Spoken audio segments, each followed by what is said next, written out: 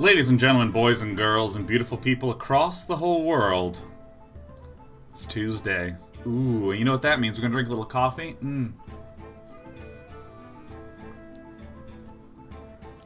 It's cold. It's cold now. But that's okay, because nothing can wash the good taste out of my mouth from Jade Druid being nerfed. Or should I say all druids being nerfed. That's right, look at this. Gain 1 mana crystal this turn only.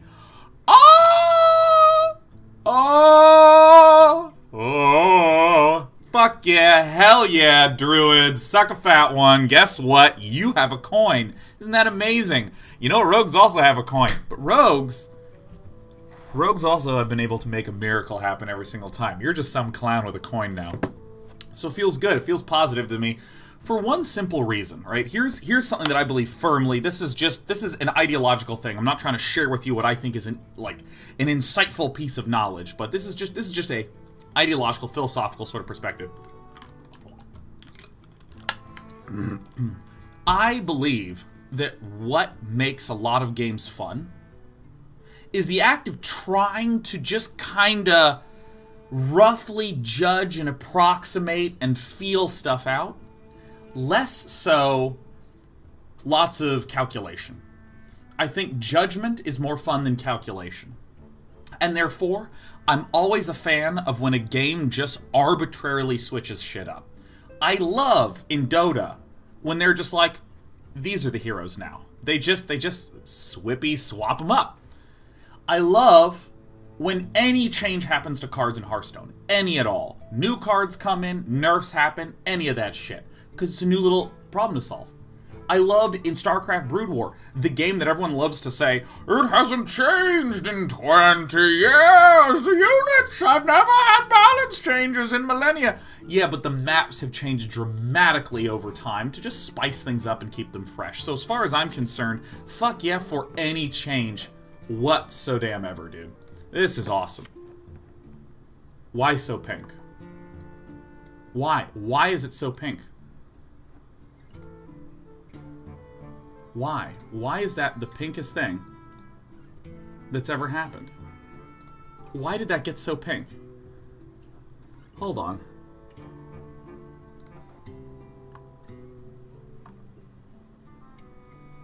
I can't believe it's done this.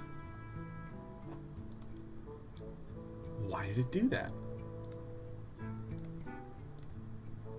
Guys, my overlay just went kafako. Why is it because I did this? What the hell is even happening? Okay, I think I accidentally just misclicked some shit. Okay, oh my god. And you know what? I like that, because I like how it changed things up a bit. It made things pink. Let's just make sure that my overlays still work, and we should see a beautiful deck appear on the side of the screen. Let's go ahead and see if that even happens. And do you see a deck? Because I see a deck. Looks good to me. Oh.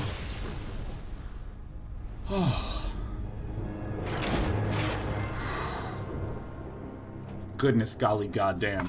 So what we're going to do now is we're going to construct some deck that we think is going to crush the ladder. As far as I'm concerned, the big things that have been occurring are the creation of... There's been a lot of hunters. There's been a lot of priests. These are the big things that I have seen a lot. So I'm really interested in something that will counter that. Oops. I don't even like big priests. I don't even think it's a fun deck to run. I'm going to kill this. I'm going to start killing a lot of things. What about this clone deck? I think this clone deck just really struggled a lot. What even was this deck? Is this deck good? This is interesting as hell to me, though. Lukewarm clones, icy clones. Oh shit, the Buffadin. Maybe the Buffadin is actually really strong. I think the big thing is that I'm interested in just exploring some varying decks. Control-It-In and Exodialicious. What happened in those? Is this because I didn't have Auction Master Beardo or something? the fuck happened in this deck? This deck looks like the start of something very compelling and interesting, but I don't know why. Whatever. I'm actually just gonna kill it. Hate Exodia. Face deck's always good for having a glass of whiskey, watching some Netflix, just going to face. I'm kind of interested in seeing how the Buffetin fares. I suspect that my Chili Elemental control deck will be very good. I have no idea what Mill's going to be like. This is what I find so exciting. Was that a quality plus autofill? No, that was Strife Crow's OTK Uther deck. Really interesting deck.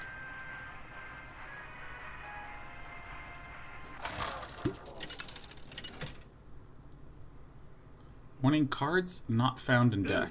Versus Arthas. I will fight with honor. The fuck is this shit? What does this even mean? What is this warning doing? Does anyone understand what this is?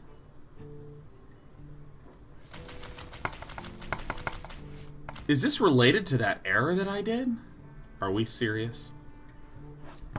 You know, here's what I'm gonna do. I'm actually just gonna fucking close the whole thing. Get the fuck out of here, man. We're gonna reopen it, because when you close and reopen shit, it just tends to work better.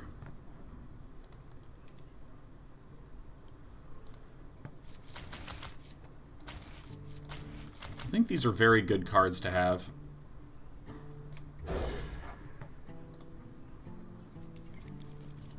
You want to see something remarkable? This is what it thinks we're playing with. All right, this is what it thinks is up. Oh god, using the wrong deck. Turn back on. Ah, automatic deck selection's turned off. You know what? Use deck. This is the one we're using, man. There we go. Excellent. Now, I think that the best play...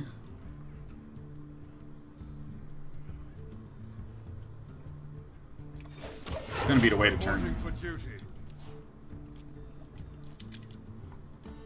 Now, there's a few question mark cards for me. Do I really need an Arubian Unraveler anymore? Do I really even need that? Grookfu Master over Stormwatcher is interesting. It's probably better to put in a single Stormwatcher because it just doesn't die as much. I put this in because of Joe Monkey. He just wanted that in there. What would Uther do? Man, shut up, Joaquin.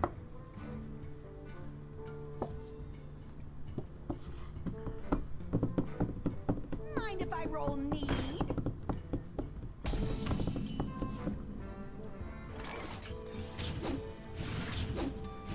The battle!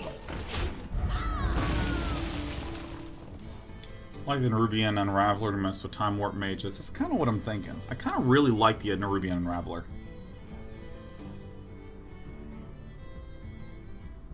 Greetings, emote is pirate themed today. Avast, you scurvy scallywags! Reporting for duty. Pretty tight. Grookfu Master, we definitely gonna fuck out of there. I kind of am interested in another good 5 drops. This document looks legally binding. This document looks legally binding. Maybe we don't even need Rallying Blades as much anymore. No, this really seems to fill in a pretty critical curve component to us. This represents more damage, so out it comes. We're locked in is strong right now too. It's really interesting. It's really interesting. It surprises me that it would be that way.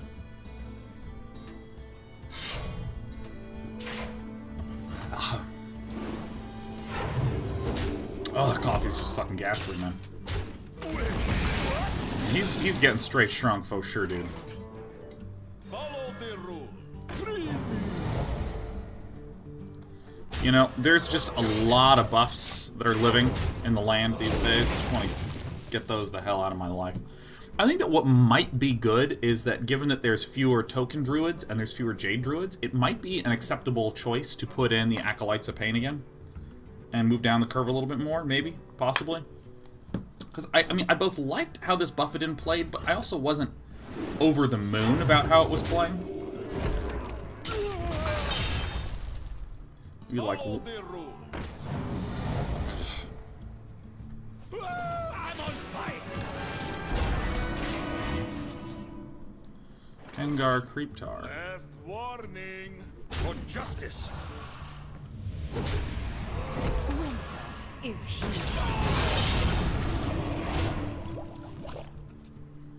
I think single Stormwatcher is good.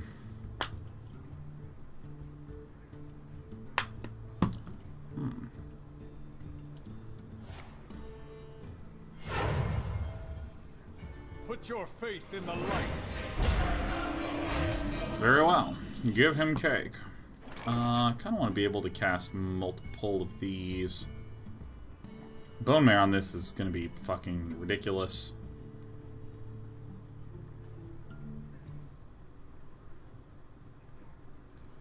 Don't want to put all my eggs in one basket yet, though. Follow the rules. Last warning.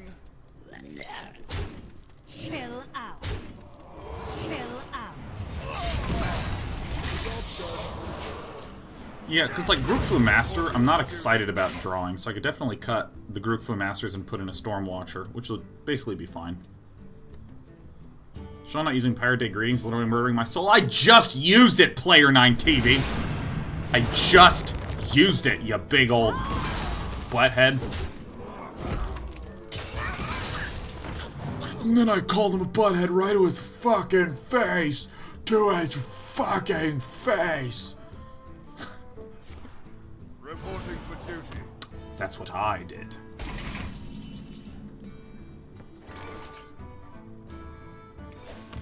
Reporting for duty. Roar! Last warning. This is increasingly not feeling so great. This doesn't feel the greatest. Day Night's so toxic, I'm sorry. I am a toxic monster, for sure. What a dick, dude. And this fucking card, man. Who runs that card? Well, good to have you show up. They typically say better late than never, but I'm sort of in the better never than late sort of camp, you know? Keezy137 says, hey, you look a lot like Liam Neeson. Oh, a particular set of skills. Oh.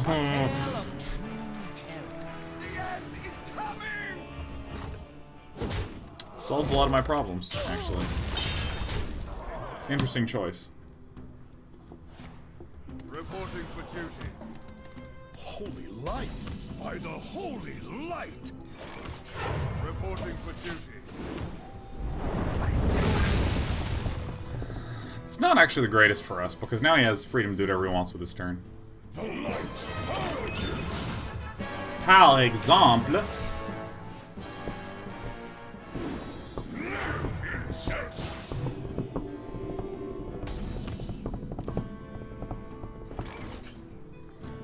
Well, isn't this wonderful? The light dims, but we fight.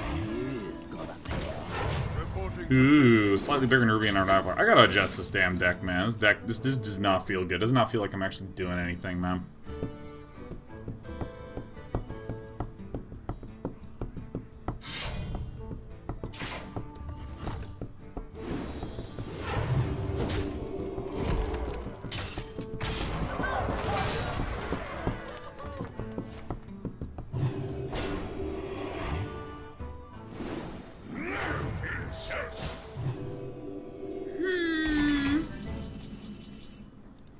Well played. Yeah, I can't beat that, man. Can't beat that shit. Can't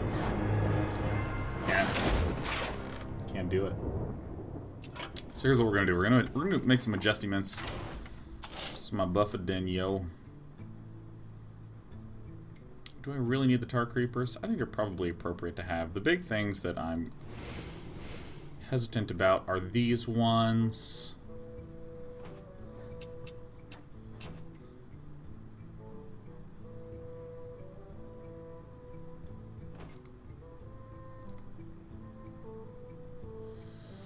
Yeah, I think this makes sense. Is there any other significant one-drop that actually feels good to play ever? Maybe Mean Street Marshal. Nah, it doesn't, you know, make me really happy.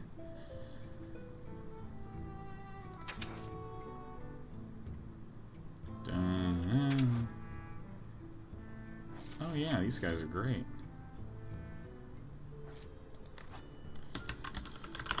I think I actually do want to do this.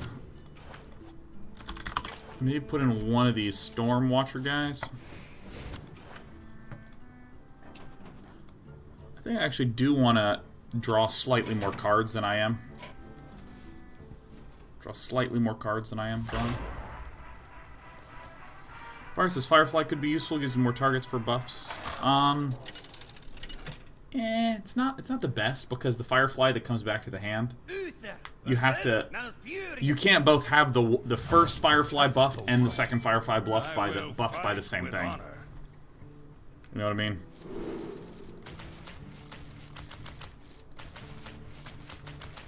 It is a druid, so how do we do this? Do I do like this? I think I should do like this, right?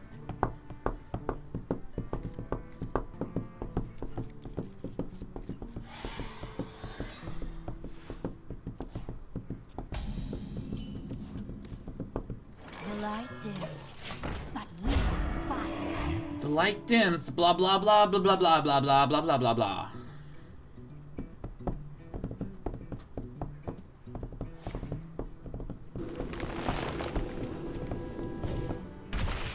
I have no idea what's happening. I immediately don't know what's going on. Reporting for duty.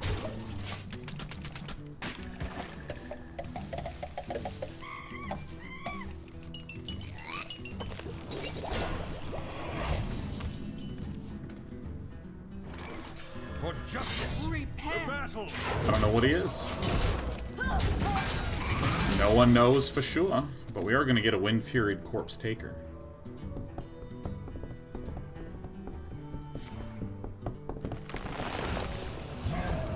Everything is the exact same as it was before. Winter For is justice. Winter, Earth, Summer, Fall. J. Druid didn't leave at all.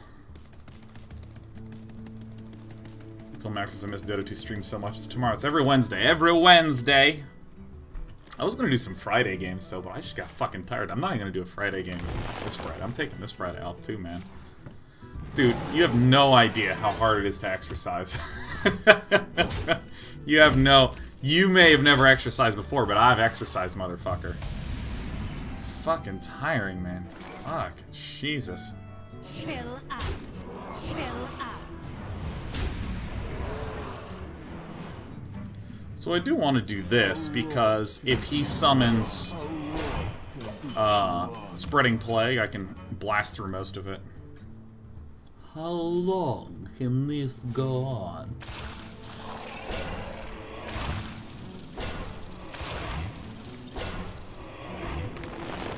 You know, I should have seen that one coming.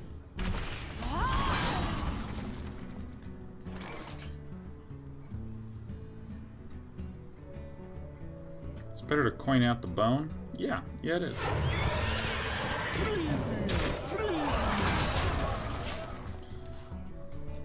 How long can this go on? Thoughts on Tooth and Tail? Just haven't played it. Playing Brood War is really fun though. With one exception though, turn rate is on 8. What? Who runs that card? The turn rate is 8.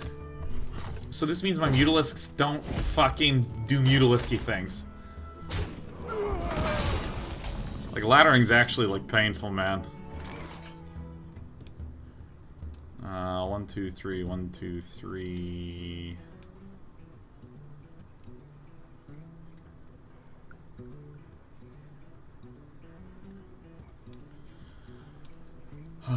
So I do, like, this, and then I do, like, this, and I pop this fucker, and then I reduce this man, and then I do this. Great.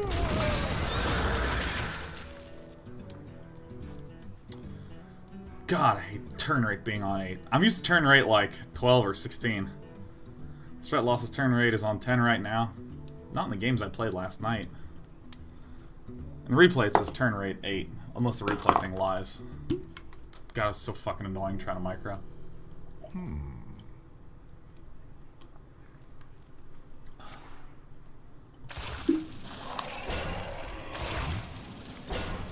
That's good, he's out of spreading plagues. Hey, plus job, bravo, happiness, etc. You got a pal.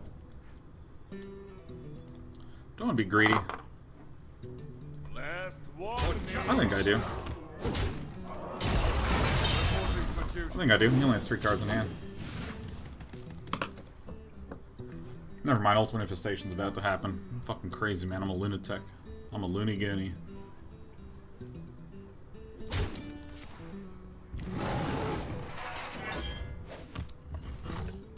What deals 2 damage? A Drake? Okay.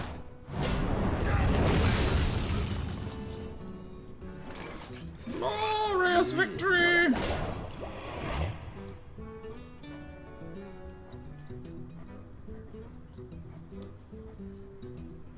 The light protects me. Most powerful chill blade in the whole world.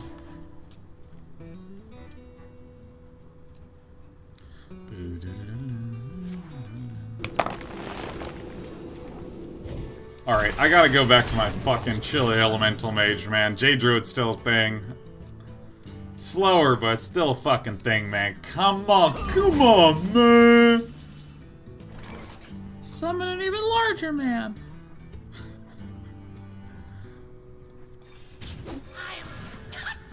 I'm enormous! But not quite enormous fucking enough. God!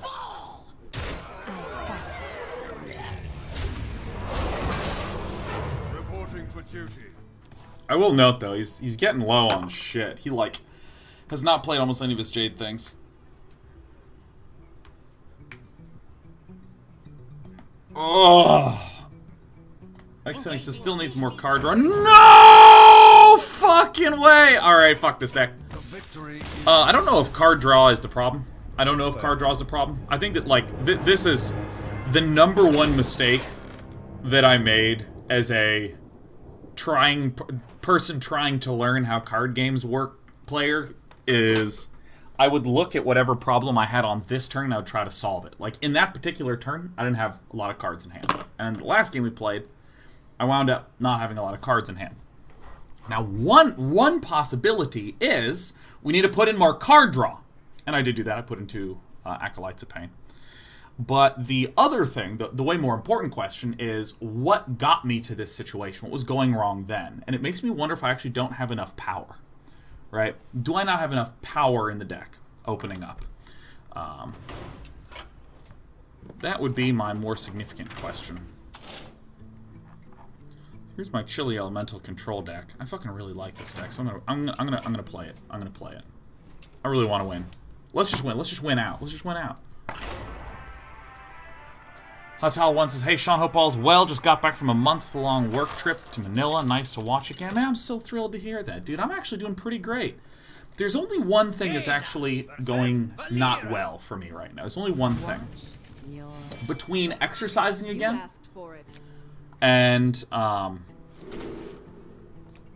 doing StarCraft Remastered, I kind of forgot how fucking time-consuming and energy using it is to do StarCraft shows.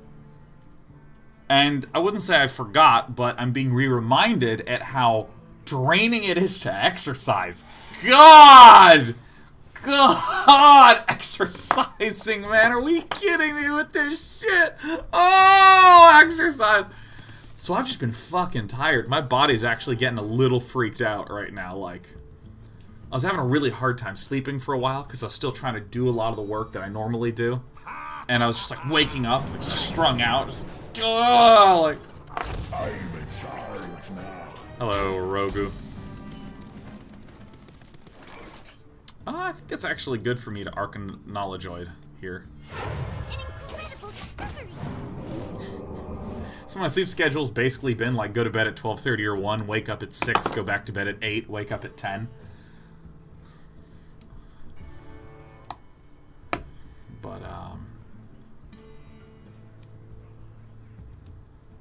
a car key says rebind all your SC hotkeys to gym equipment so you can multitask. Oh, that's so good. Wolfsock says you mentioned turn rate in Brood War. Is it changing, or did it change something from old versions? You said it was normally 12 or 16. Why isn't it 12 or 16 then? Trust me. This is. I can actually spare a turn. I don't even have to shoot this because I can just Volcanic Potion next turn. So I think it's probably more beneficial for me to do this. Molten Reflection's probably going to work really well with Pyros to just get lots of Pyroses. But Wolfsock, here's what's up. So, networking code can be written in a lot of ways. I don't know what the exact networking code is for Brood War, but here is an educated guess as to what the fuck is going on. So, there are games that... I'm going to start with the way that StarCraft doesn't work. There's a game like Counter-Strike, a lot of first-person shooters, where what happens is... I gotta squelch this guy so I can focus. I have my own simulation of the game running on my computer. You have your own simulation of the game running on your computer. And there is a server that is readjusting everything on our ends to make sure that they match. So, for instance, have you ever played a shooting game where you fire and it looks like, or you are behind a wall, but you get shot and killed? The reason that that happened is that on your computer, you were able to get behind the wall, but on his computer, he fired the shot and it hit you before you got behind the wall, and because the speed of light is finite, it took some time for you to receive the message that actually you didn't get behind the wall, actually you got hit. So, this is a lot of the way that, do I want to do this? 7 down to up to 7, yes.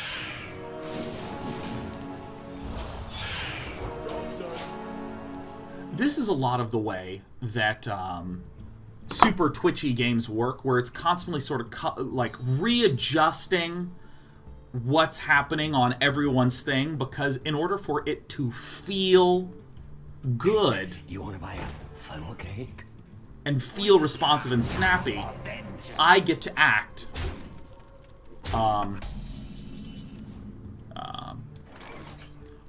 sort of independently.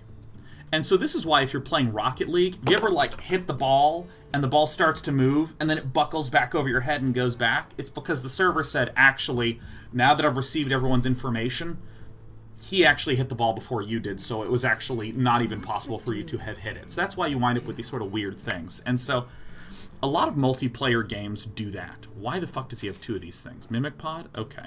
So if I play Elise this turn, I can just kill a whole bunch of stuff. Good. This jungle has meant to Want to do it like this, that way he draws the least amount of cards. So that's one way to do networking code, which is this client-server model where the clients are simulating. Me, the player, I have my own simulation. The server has its own simulation, and we get out of sync, and the server resyncs it. This is not how a lot of RTS games work. This is not how Hearthstone works. This is not how Dota works. They use what's called a lockstep method, which is we all send our information to the server, and before anything happens on anybody's screen, it makes certain that it's received all the information, and then it sends confirmation back out.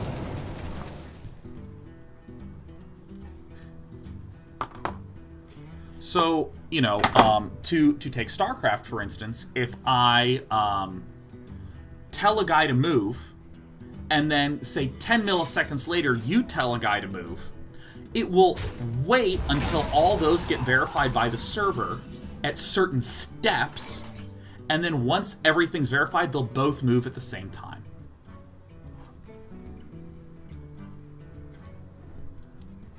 So this should kill a hallucination at least, right? Or Journey Below. And so This is very useful, this lock step, because it basically means you are locked in the same step with your partner, the person you're playing against. It's very useful because you know what is happening on everyone's screen is the same. Whatever you see is exactly what I see, because nothing is allowed to happen until the server gives permission. But this fundamentally creates lag. We're just going to go ahead and rip, not lag, latency. I'm going to go ahead and rip the polymorph like it's no problem. Fucking ball sacks, man. I think I want the mana bind. That's probably going to be cooler. Nah. Nah. Da ba do nah. Dibba ba do nah ba dibba da ba do. Hey yeah. So there's a fundamental latency with lockstep because when I issue my command, I move this unit here. It has to go to the server, get verified by the server, and then send confirmation back to me. So there's a speed of light to get there, there's a speed of light to get back. So this is why when you sometimes play games where people are located very far away on the planet, you say, move unit here, and the unit goes, okay. Ugh. It takes a moment, and then it turns.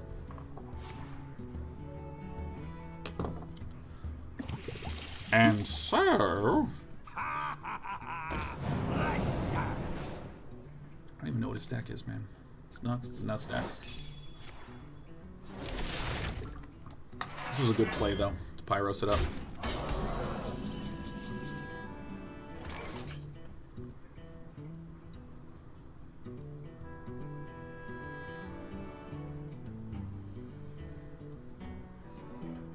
I think this is better for me to do like this. I'm going to go ahead and go like this, because he can trade here. However, it doesn't really matter. I just want to get the Pyros out.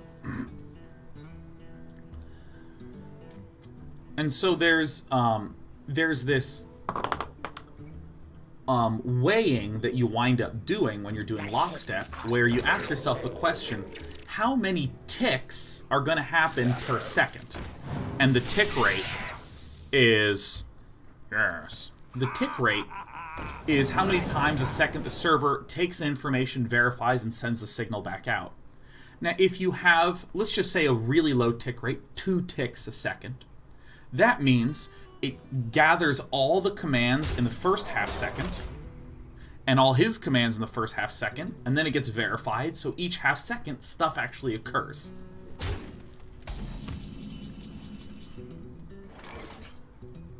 Very well.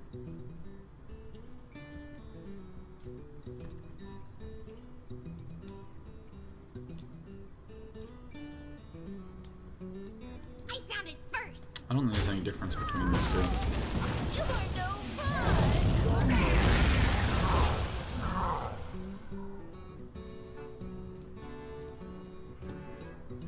Did I do that incorrectly? Because if I went hit. No, you're fine. And so, and you might say, oh, well, let's not have 2 ticks a second. Let's do 20 ticks a second. Well, hold on. Because 20 ticks a second? What?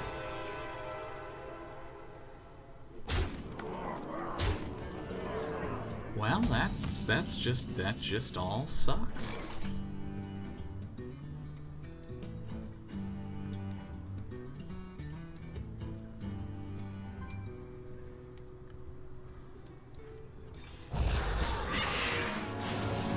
I didn't quite realize how low on health I was.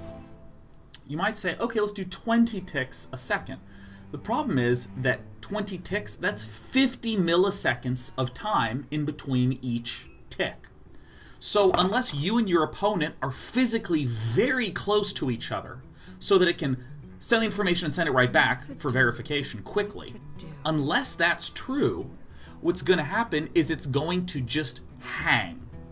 So let's say it takes 200 milliseconds of time for me to send the information and receive it back.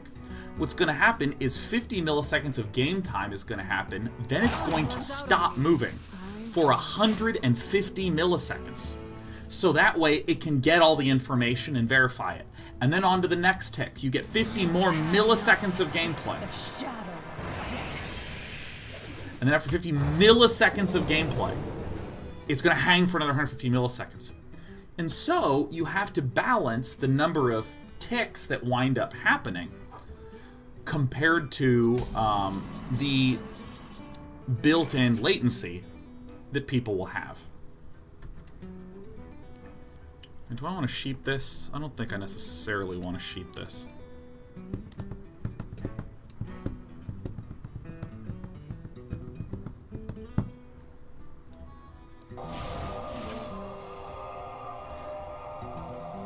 I think I actually got a sheep's it, yeah. I'll take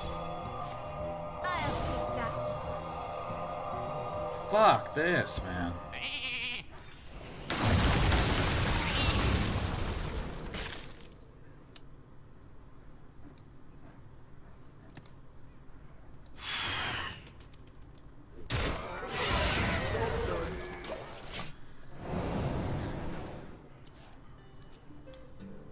And so, a lot of modern games do really smart, dynamic things with the tick rate.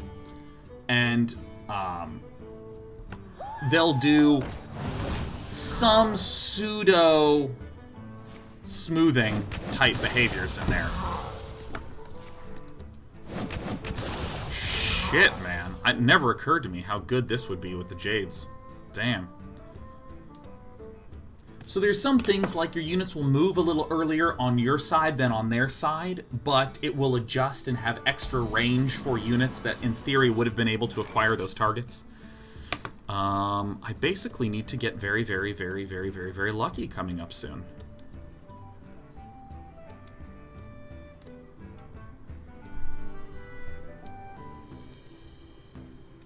If only I could run this guy out. If I do this now, this will help me.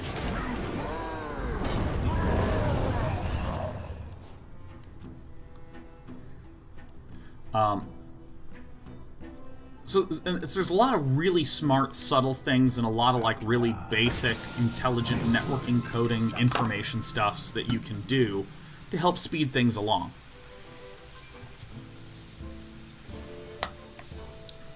But Brood War was made in 1998, and it's basically the same code.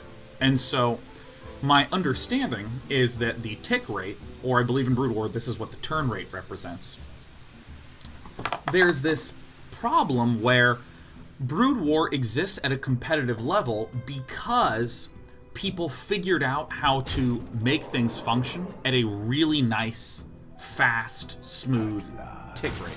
I can't believe he has 2 Kazakhs in the stack. This is actually, like, kind of clever on his part. Oh, that was off Undercity Huckster? Oh, well. No big deal. Whatever. Fuck him. What a luck-ass dickhead. Shitbird fuck, man. Now, here's the real question. Can we draw Frostlich Jaina?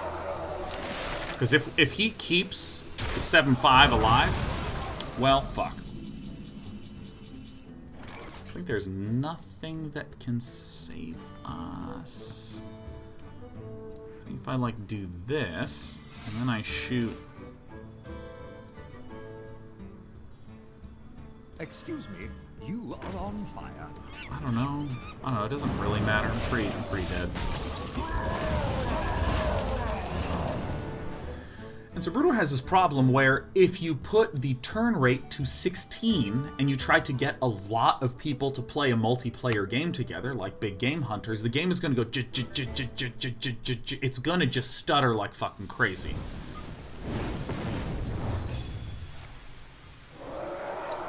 And I think that's it. I think we're dead now. I think we're totally dead. I think dead is what we are here. So you can't have turn rate 16 for big games. But you kind of want turn rate 16 for a real competitive game. Or at least 12. Excellent.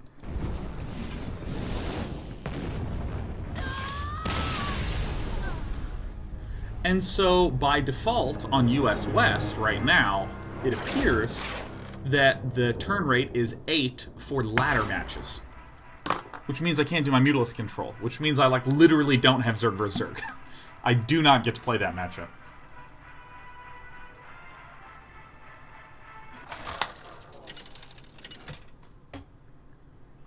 See if we can make this deck work. Might have to just build new decks, man. I have to just build new decks. This was sort of my anti-Jade Druid deck. You asked for it. I think there's merit to the general idea of it, which is an elemental control deck that has Pyros the Elemental, Baron Geddon the Elemental, and Anomalous the Elemental, plus Frostlich Jaina. Syndragos is a good activator for it as well. El Grigo says, you're getting punished for not playing Druid. Could be. Could be that the gods are descending down on me.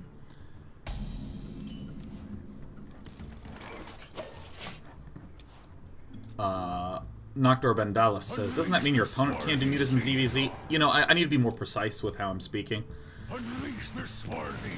Shut up.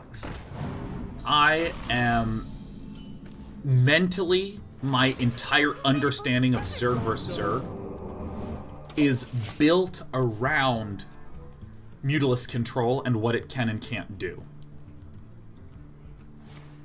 So, like...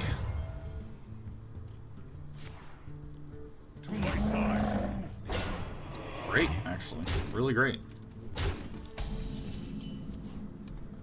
I think I do need to dig a little deep here. Try to get something rich and saucy off the toppy. Beautiful. You know, like for instance, here's a really common build order in Zerg vs. Zerg. One Zerg player goes for very, very fast Mutalisks off one hatchery, one base. The other player goes for an even larger man! No, the other player takes a quick expansion and goes for Mutalisks. But that player doesn't quite have enough money to get the Mutalisks quickly and build spore colonies to defend against the enemy's fast Mutalisks. So most of the time, it's a 2-base player going for spore colonies and defending on 2-base versus a player going for ultra-fast Mutalisk fucking with the other guy.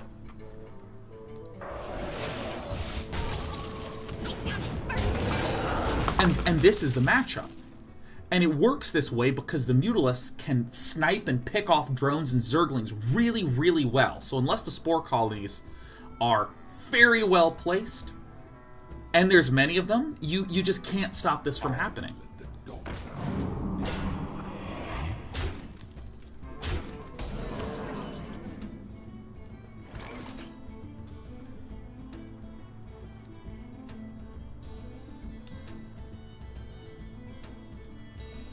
I'm going to do this next turn. So I think I want to do...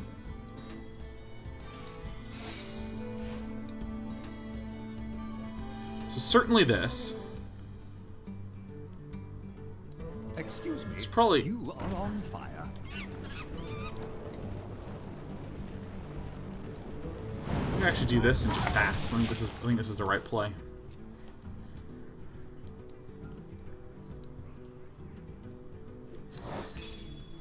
So Wolfsauce feels bad, man. The same can be said for CS:GO. You have 64 tick rate and normal ladder, but private server hosting like Facer ESA runs 128. Those tick rates mean different things. They don't quite mean the same thing in each of those scenarios.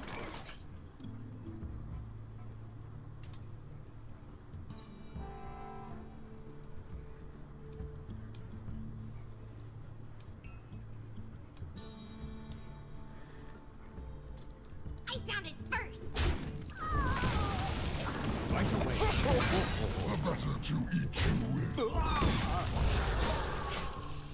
Because tick rate and lockstep is like the step through which everything gets information sent and then re-verifies it back out.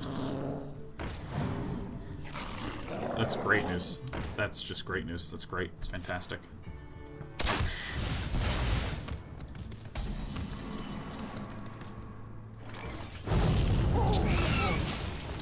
So I believe that, I don't know exactly how networking works in Counter-Strike, but my assumption is that that is the frequency at which information is sent from players to the server and from servers to the player. It does not mean that they are necessarily locked in. Fuck. Step with each other. Gotta get some Frostlich Jaina action going, man.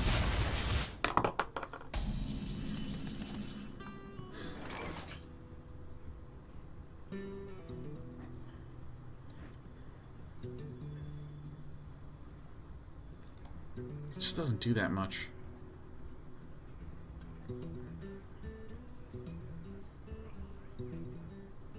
I think I have to do this.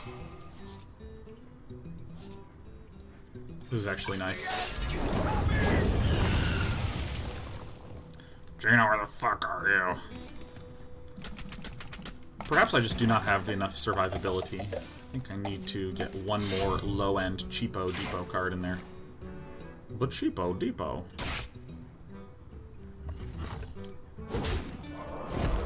He's low on cords. We'll definitely get 2 ice blocks at least.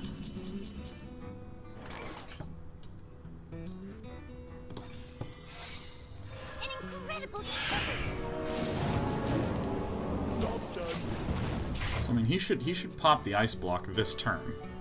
He needs a little bit of help. Being at 10 health is nice, but it kind of sucks.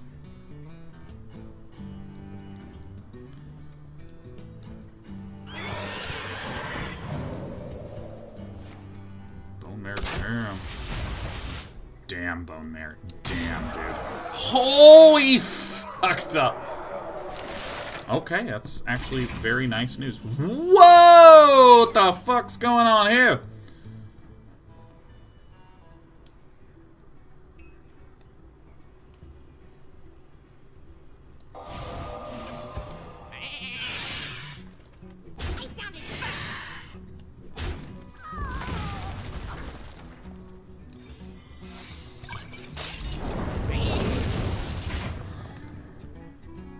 Probably still dead.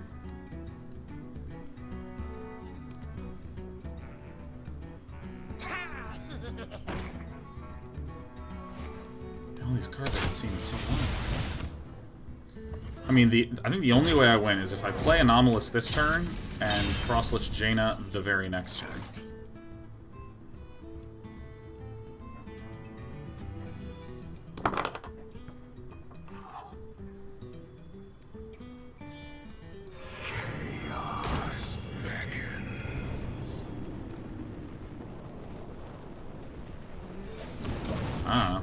I literally, it's like I gotta draw Frostlich Jaina like right now. I don't know. Yeah, I mean, if we draw the Jaina, then we'll heal for 24, which is a good amount to heal for. Guys, like, stay for the record. Fucking fuck. Shit. Damn it all. Fucking god. Shit. You win. Doesn't feel good. Doesn't feel good.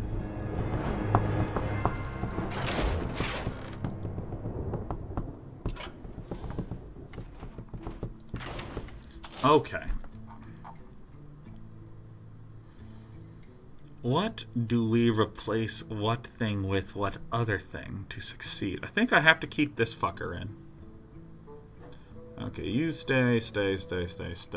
Probably stay. This card's great. Maybe I don't need 2 volcanic potions, although it does feel nice sometimes. I think this is what I wish to do. This guy's nice, Ghastly Conjurer.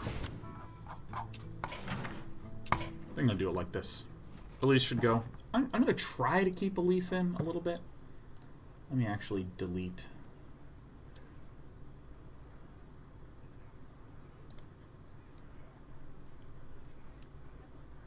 Do not clone history. Where's Chill Elemental Control? Okay, we're gonna use this deck. Alright, great.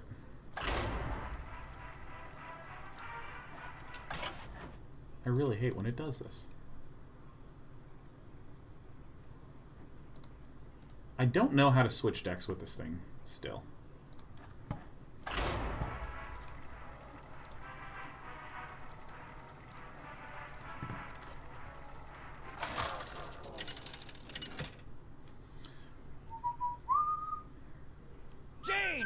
versus Rexa. Let the hunt begin. You asked for it. Psycho Baptiste says, someone asked this question before, but since any tick is lower than in Brood War these days, is there a new ZVZ meta appearing? I mean,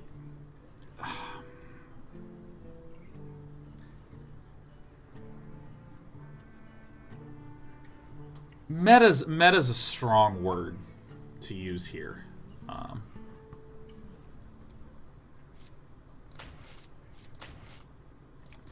Meta's a strong word. Meta would imply there's like big new dynamics there. I mean, it's just like you can't use Mutalisk to pick off Scourge as well, and you can't snipe with Mutalisk as well. I mean, that's like a statement of what's happening.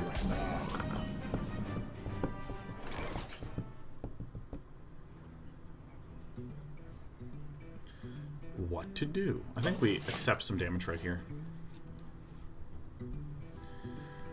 Face says, hey, I'm really new to Hearthstone. Any suggestions on how to get cards / learn how to play? Do most people stick to certain decks / characters? I think that's a great way to start. I think that's a completely reasonable, awesome way to start. I would strongly encourage you 1, 2, 3, 4, 5.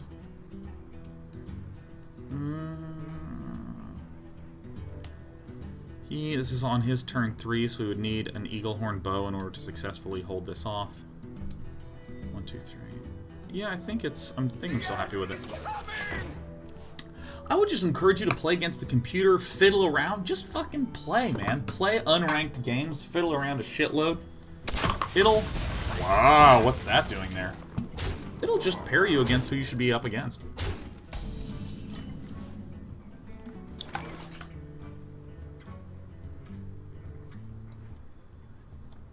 Alright, Ghastly Conjurer, do me proud.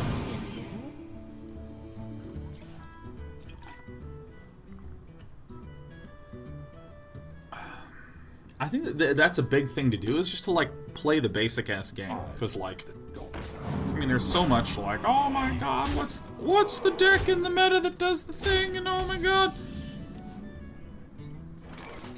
Well, we're gonna need all the troops in this one, it appears. Join me.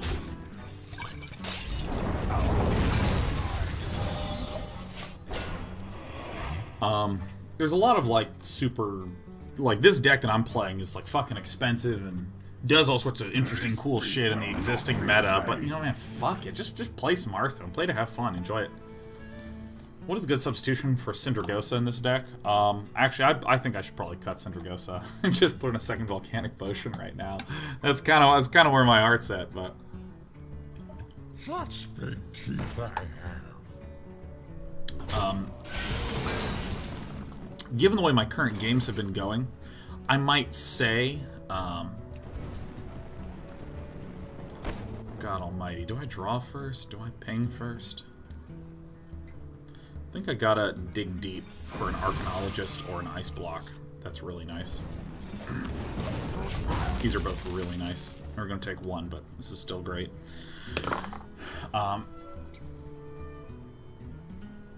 Yeah, I mean, I would put in something huge like the Sarah.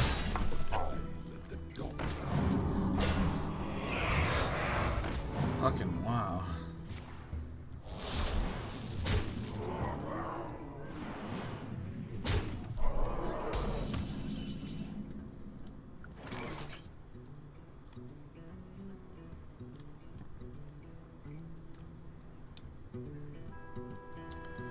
One, two, three, four, five, six, seven.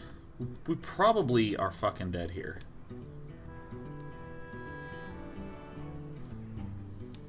Probably are dead, yeah.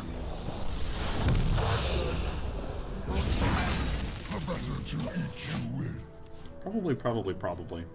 I gotta adjust the early game. Wow. You win this.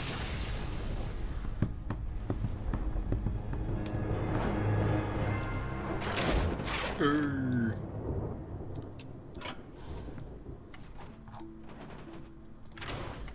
think the Syndragosa is gonna go. I think I want to keep at least a Trailblazer in there. I'm gonna put another Volcanic. I'm still struggling against aggro decks, so I think this is the right one to use. Let's go ahead and delete these stats. Delete.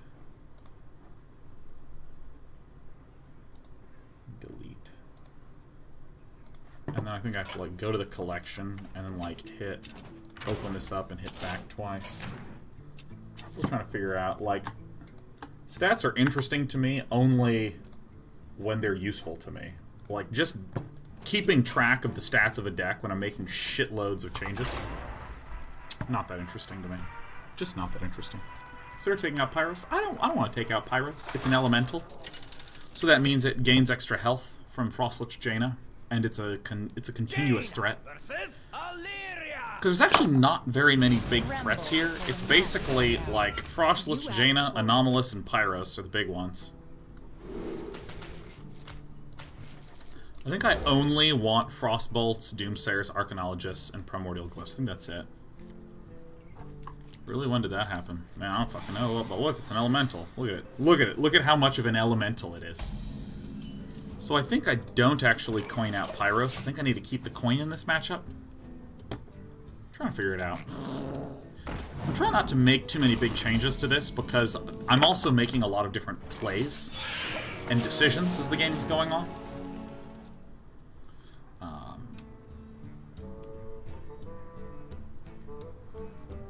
So I don't want to go ham, because Rayon says just put in 2 Tar Creepers, Sean? Question mark. If you have problems with the early, I mean, again, if you suggest something, you gotta say what would be taken out. Gotta say what would be taken out. I think this is a good turn to do this, right?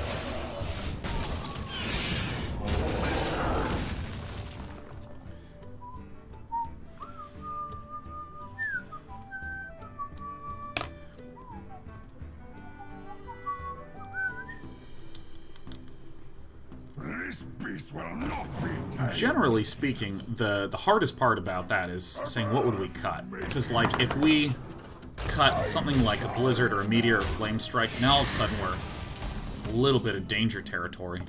Okay, so this could be very good for us. That's good. So we're gonna get this, and we're also gonna Primordial Glyph again.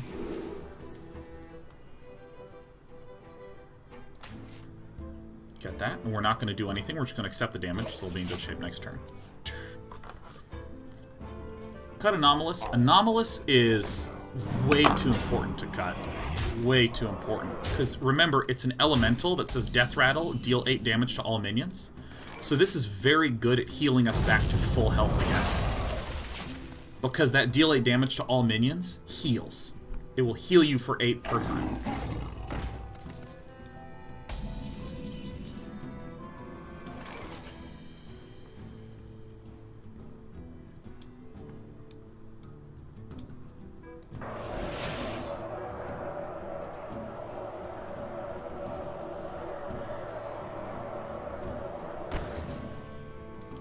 How the fuck do I do this turn?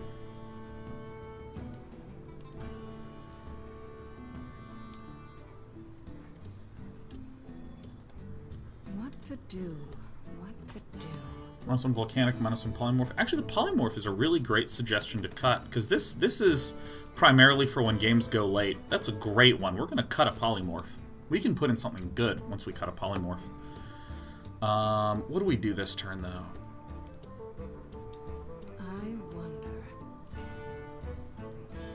Paul of Osmond says Anomalous has to die, though. There's a very real world where our opponent just... Well, let me answer that question after this turn. I think I want to do this. Nice. Yeah, Anomalous has some downsides. He does have to die, but it's... The thing that I want to make sure that we're not overreacting towards is... We've played several Hunters in a row, and several aggro decks in a row, which is great.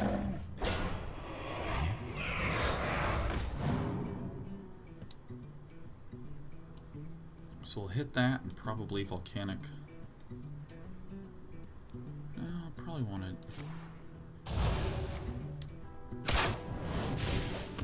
Okay.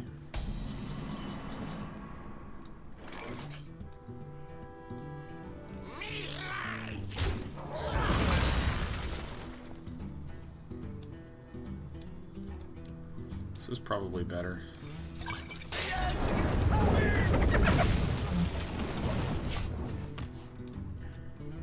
Yeah, Anomalous is very good in the matchups where he's used, but we've only been against Hunter, so of course he hasn't even been able to do anything. Any of our expensive cards have hardly gotten to do anything at all. Okay, good.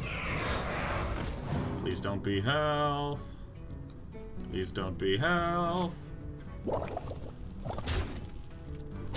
I am a god.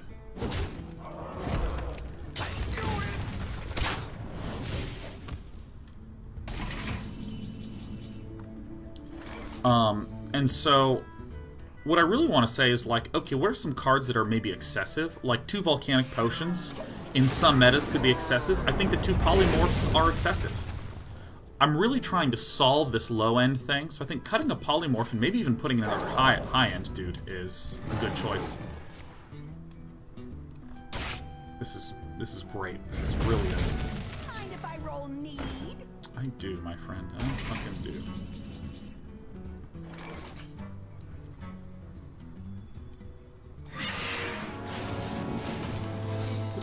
This is looking better. This is looking a little better.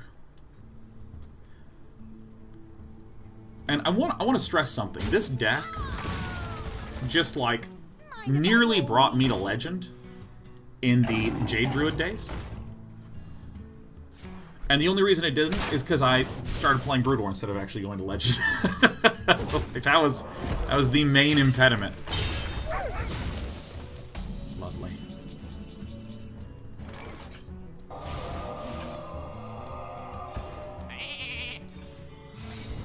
Incredible! Amazing. It had a 70% win rate. Like 68 or some shit. But like it was working really, really, really great. And so I want to be careful not to change it too much. Not to change it too much. I think that there's absolutely merit, and you know, I see Wings of Flare talking about the Kazakus version. Yeah, there's a lot of interesting possibilities there. Certainly. Okay, we're just gonna go for the win. There's a lot of really interesting possibilities there, but what I just don't want to do. Warriors of the frozen wastes. It's fucking weird.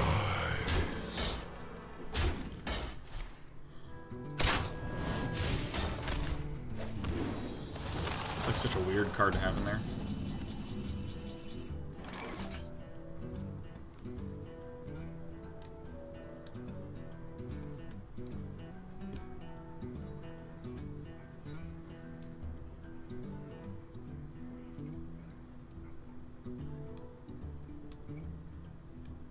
I wonder.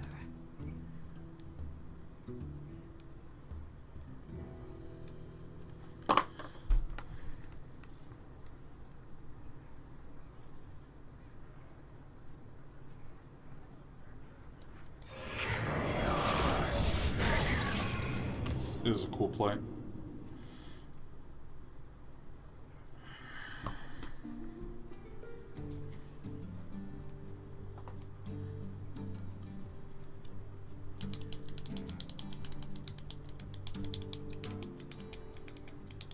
Ghastly Conjurer doesn't seem like it's a great fit. Super good card. Super duper duper great card. It's just awesome.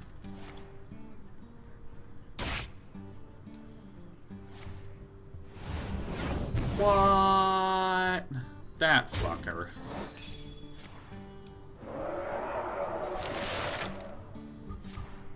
That fucking sucks, man. Well, let's just draw Frostless Jane off the top. That's the only way we win now. Great. Super great. Do not fear power. Fear those who wield. Remember what I said about Anomalous being really good? Incredible!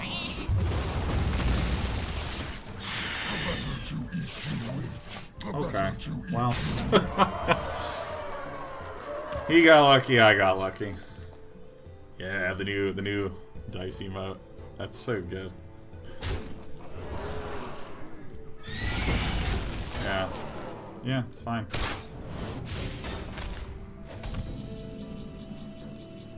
Part of the reason why Polymorph works nicely with this deck is that it's always an activator for Icy Touch. But we're not really getting to the late game very much, so...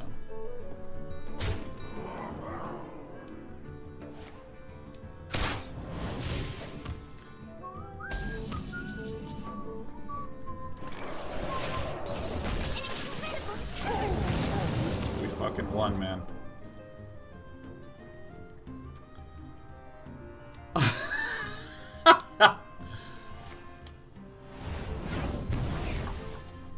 Oh my god, we got Sakrael in the chat. Oh shit, yeah, dude. I watched Sakrael play like the most intense game of PUBG. Oh my god.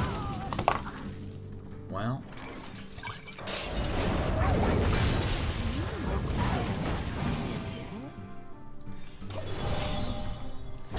We did it. We fucking did it, man. Ha ha. Oh, we won one game. Incredible! Yeah! Oh! I'm gonna leave everything pretty much as is for now, but I think cutting a polymorph could be a very good one. Because I want to be able to barely withstand this shit.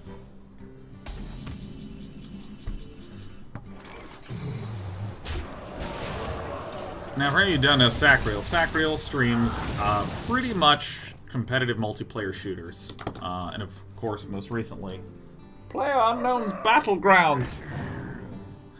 We're showing today's, like, top 100, top 150 world in a number of the different ladders. Which, of course, made you all like, woo! I had no idea it was so good, oh my god. But the thing I really like about Sakrael's stream is that, the understanding of what the skill in a shooter is very opaque to me in a lot of shooters. Like Counter-Strike I can wrap my head around because there's a lot of discrete things to talk about. Like, if you're sitting here, you can see that angle and that angle, but you need to be worried about this angle, right? There's like 1, 2, 3. Now as you advance, that angle and that angle are the new angles you need to look for.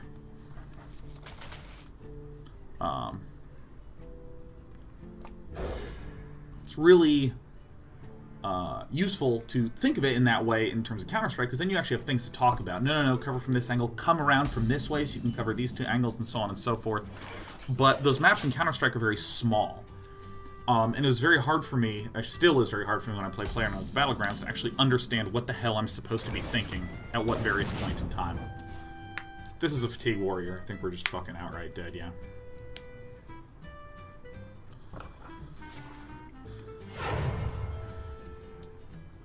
Let the pain speak to me.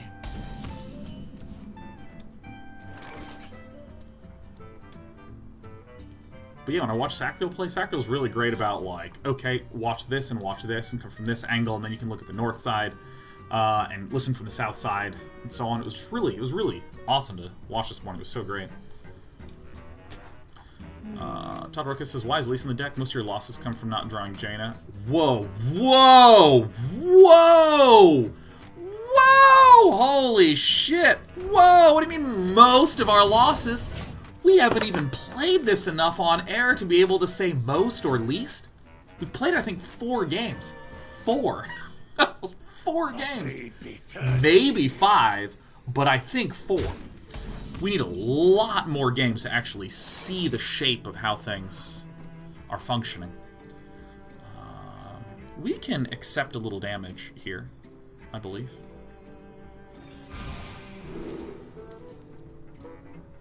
Yeah.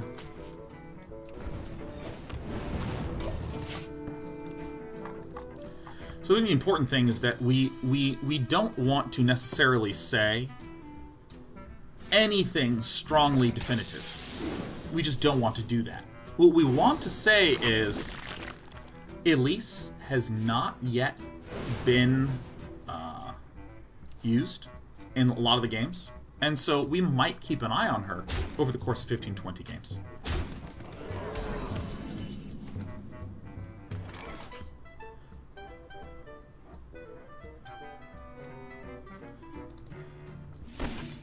Kind of want to get the dude out. This jungle hides many secrets. I'm not really that scared against this particular type of deck. But the thing that I think is important to be cognizant about, given that it's a card game, is that, like... Nice. It's going to get to draw a whole bunch of cards, which for my deck is actually very nice, given that I have Frostwatch Jaina right there. The important thing in a card game is to understand that you do not have even strong definitions of what you are playing against. You have to, or you can't gather strong definitions of what you're playing against. Aluth Neladar. Aluth Neladar is the dumbest fucking phrase. Aluth Neladar. Let's go ahead and take out the 1/1. You have to be careful to define what you're up against appropriately. So, you know, in the Jade Druid times, I would have to define that what I'm up against is a lot of Jade decks. There's some priests and some big priest matchups. There's a few aggro decks, but not too many. Right? You have to have that understanding to be able to look at your deck and say things like, I actually kind of need Ysera and Syndragosa in this deck because I want to have enough big threats against those matchups. You know, those kinds of things.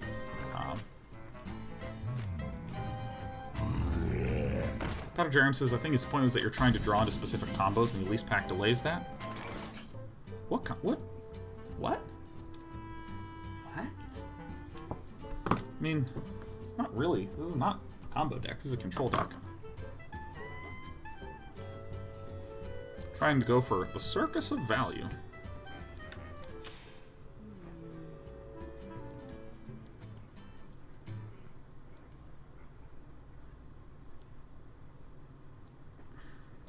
You look very familiar. Aluth Neladar.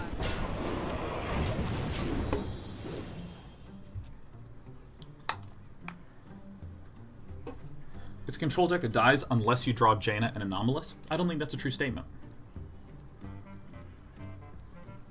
We have died in games beforehand.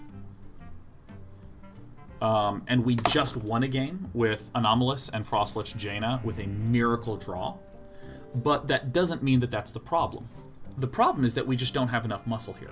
And so we've adjusted it by adding in a second Volcanic Potion and a Ghastly Conjurer, while leaving in Elise on a turn 5 thing in there. So the real problem is that we're just dying here, which is very different from we need Anomalous and Frostlich Jaina. Armand says, when you keep leaning over, are you petting a cat? No, I'm getting a water bottle. Sucks.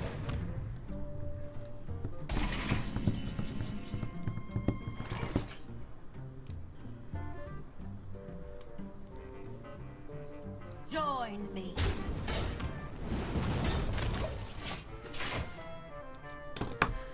So I think that, again, I want to be able to properly identify what the problem is. And I think almost always in card games, if you are saying, ooh, if only I had X or Y, oh, shitty fucking holy mother of God.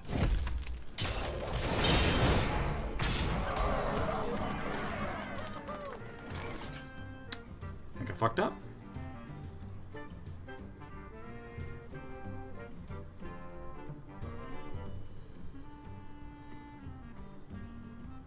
I think we're actually dead here. I think we're more than likely dead. I was tempted to do this last turn.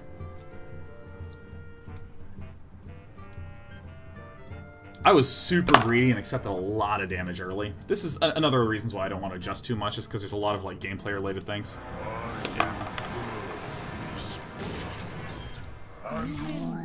See, right now, I'm trying to get a sense of even what the meta looks like before I do too terribly much. I think we are dying early, but, you know, there's a lot of gameplay things up at the start that seem much more like the issue.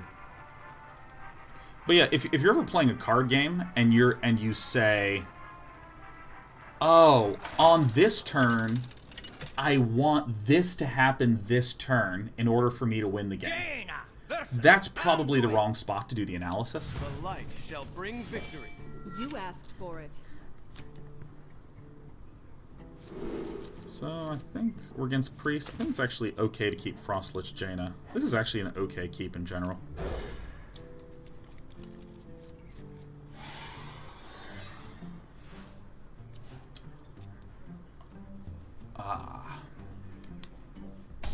If you're out of cards and you're like, oh, I'm out of cards and I lost, therefore I need more card draw.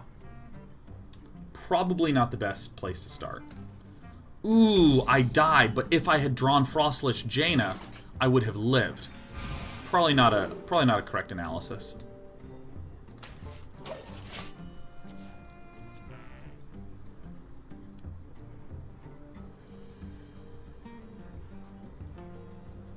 So, I mean, I think the big thing is that we are dying in these games, but it's not like... Oh, good thing I'm running 2 polymorphs. We're dying in these games, but there's a lot of gameplay things that we could have changed beforehand. Like, for instance, in the last game, I just accepted quite a lot of damage. Let the pain speak to me. So, and I had plenty of tools in order to avoid that.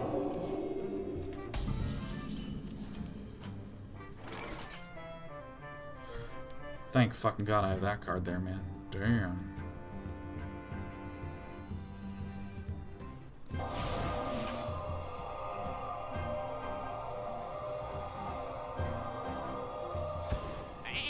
I'm doing this because the big threats in this deck are going to be Inner Fire. So as long as I get this Skulking Geist out and prevent him from drawing too many cards, I'll be in good shape.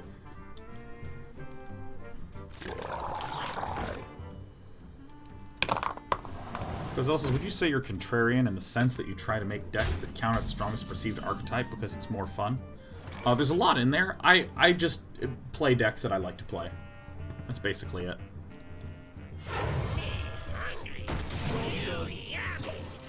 Got him. Yeah. This is part of the reason why I really like Skulking Geist. It used to just be about Jade, but now it's like so fucking good against priests, because like all these Highlander priests and Anduin priests have a lot of 1-drops to proc Void Form a lot. I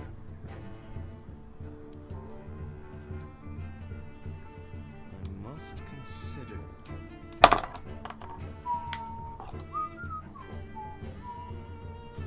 One of the big reasons why I like Elise the Trailblazer in this deck is something that you haven't gotten the chance to see on stream.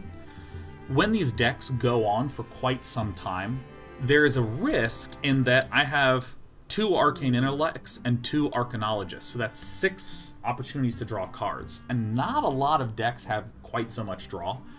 And as a result, I can wind up putting myself into fatigue very, very quickly, and that's bad, because I want to have many turns in order to activate Frostlich Jaina's, excuse me, hero power.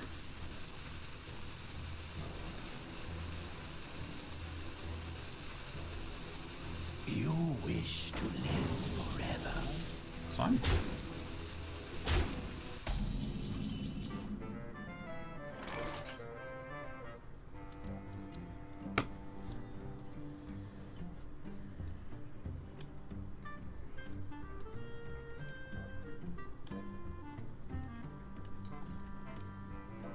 I think this is just fine to do right now.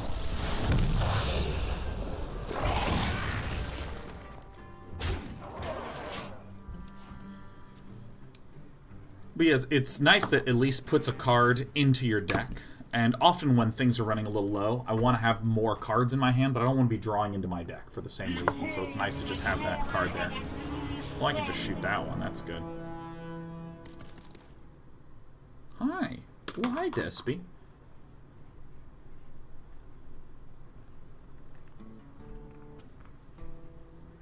Is someone injured?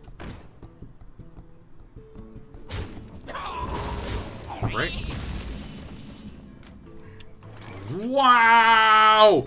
Sick! Fucking sick! Continue. The fuck?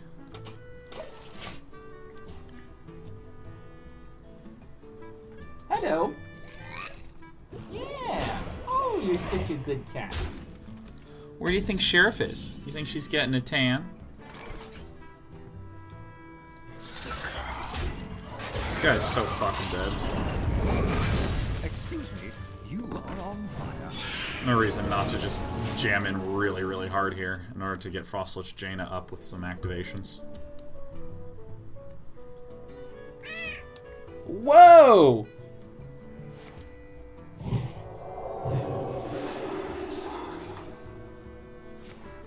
Hello. Oh, you're upside down. Oh, I got your leg. You wish Hit me with a meow. forever. Meow. Come on. Oh, we're having fun. I always keep a little bit of garbage next to my computer because this cat fucking loves garbage, man. But in the end... Do not fear power. Fear those who wield it. It doesn't even matter. Oh my god, my princess.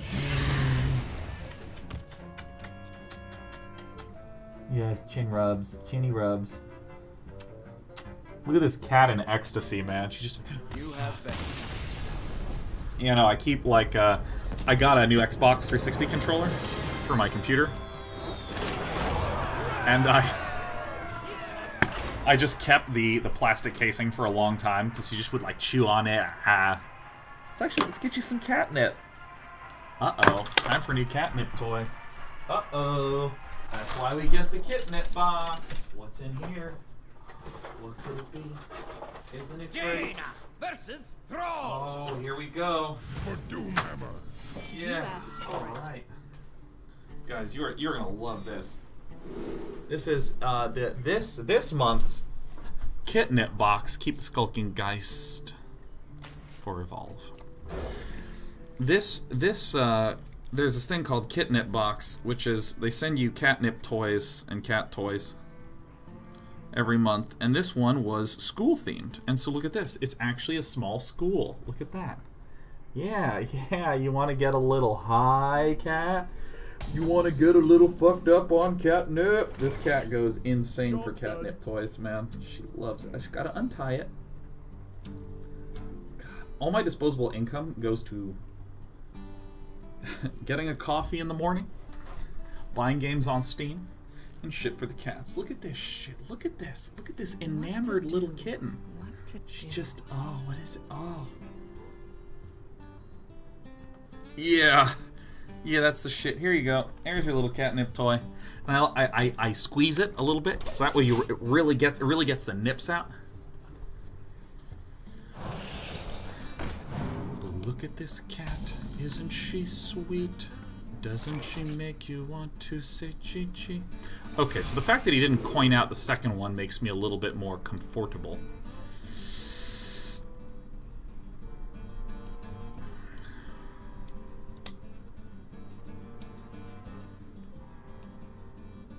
Probably that. Look at this Sean. Isn't he sick? How is it? Yeah, it's pretty fun, huh? Oh, fuck, I fucking am obsessed with this cat. Are you obsessed with the cat? Oh, no, baby. Do you love your cat? Yes, I do, baby. I love you. I fucking love you. Kitty now. Kitty cat. Oh, I love you. You're a kitty cat. Yes, I want to pet you. Boy, running 2 volcanic potions was smart. Oh, we got some coffee in here. Oh shit, you knocked it over and you spilled coffee everywhere. I didn't realize you had done that. What a white shirt over here. This is good. I'm in charge now. You know, I'm really proud of myself for running 2 volcanic potions. Really proud of myself. That said, fuck. An incredible discovery. I mean, he's just bloodlusting me this turn. I perhaps was... You know, there was a big error I think I made at the start of the game that I need to just stop fucking doing. Fuck, I spilled a lot. Here, I'm gonna... Guys, look at my tummy.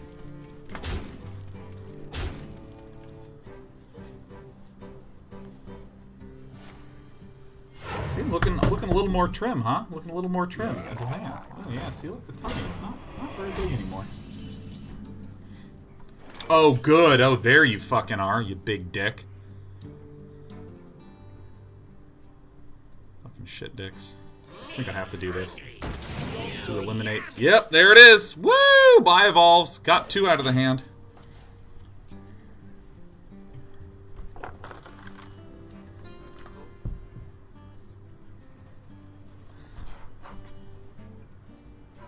It's okay. It's a good angle. It's a good angle for me.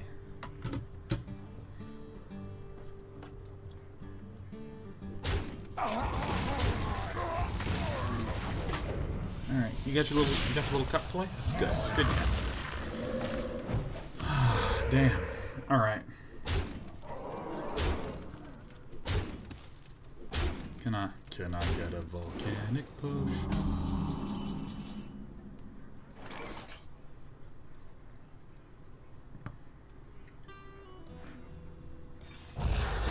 Excuse me, you are on. Maybe I should have shot. I don't know.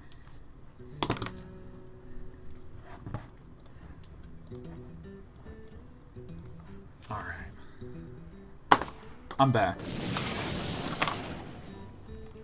The devolving is out of control.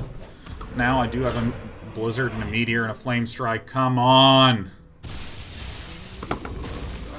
Nice. Let's get that flame strike right off the top. 1, 2, 3, 4, 5, 6, 7, 8, 9.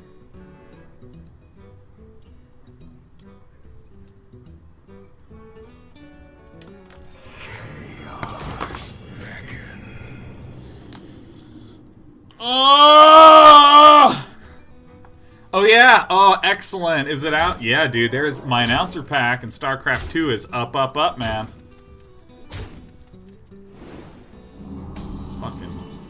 Fucking boom, dude.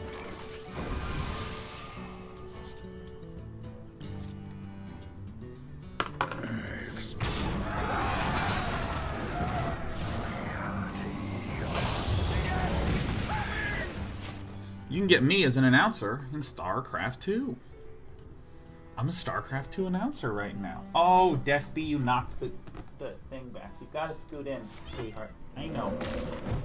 There you go.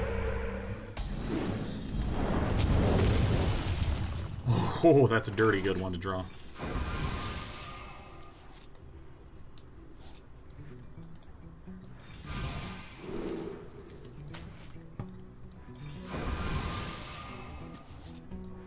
An incredible discovery. I kind of wanted the other ice block, but it's alright. So yeah, man. As in Legacy of the Void, yeah, StarCraft 2, StarCraft 2. Get them, boys. Sealing trouble. I am the frozen heart of the scourge. Great.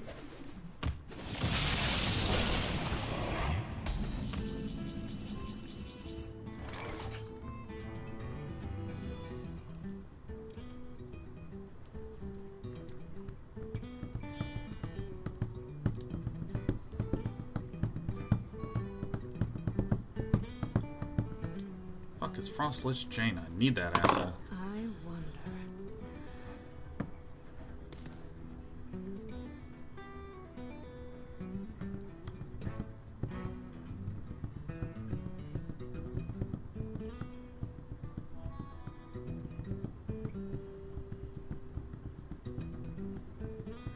I wonder.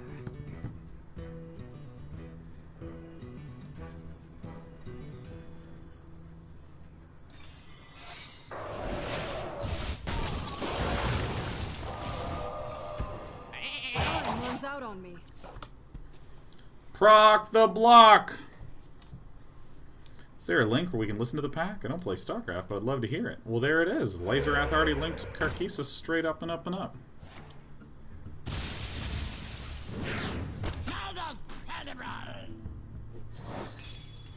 Hey, sup.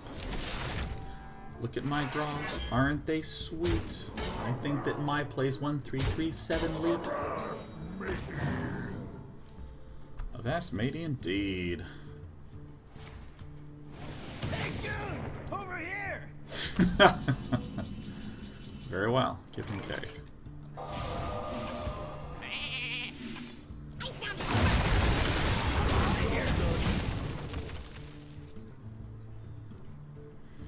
Obsolete Pixel says, do you have any advice for someone interested in learning about game design, specifically for competitive games? Yeah, man, go make a game. Just start making a game. And I would strongly encourage you to try to make a game that you think you could do in 1 month.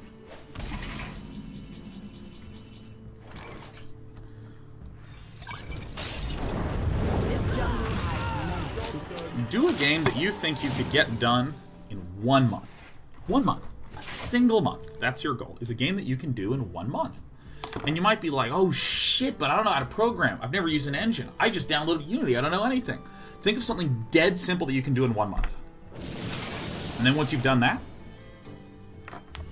that's incredible. Evolve me, baby. Evolve me, baby.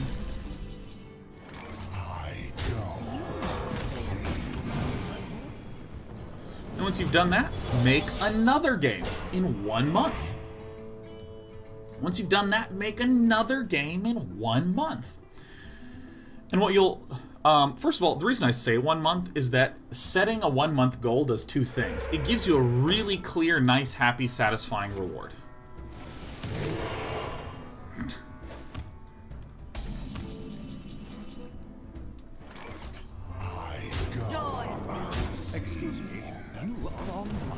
You can very clearly identify some shit that you need to do in a month. And get it done. And feel like you made significant progress every single day till that thing popped out at the end. Yeah, like if your first game, the first thing you ever try to build is like a 2-year game. Thank you. Do not fear power. Fear those who wield it.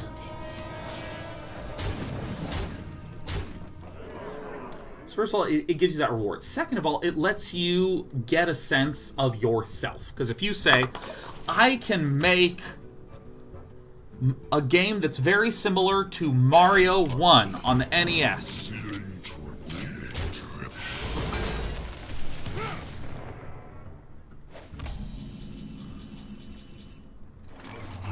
I'm just going to kill him. If you say, I can make a game that's Mario 1 on the NES in 1 month, what you're going to do is you're going to sit down and you're going to find that that's actually going to take a shitload of months if you don't know much about programming. And even if you do, you're going to realize, wow, making a level's harder than I thought. Wow.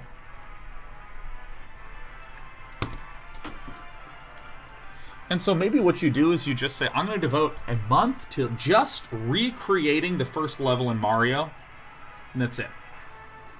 And I made my own art assets for it too. And I think that's great, because then you'll be able to see at the end of the month, yes, I have something that I did, and I will fight with honor. You asked. I was able to schedule myself properly. And maybe you went to 6 weeks instead of 1 month, and that's fine. This is a great opening hand. I'm gonna keep this polymorph, probably not.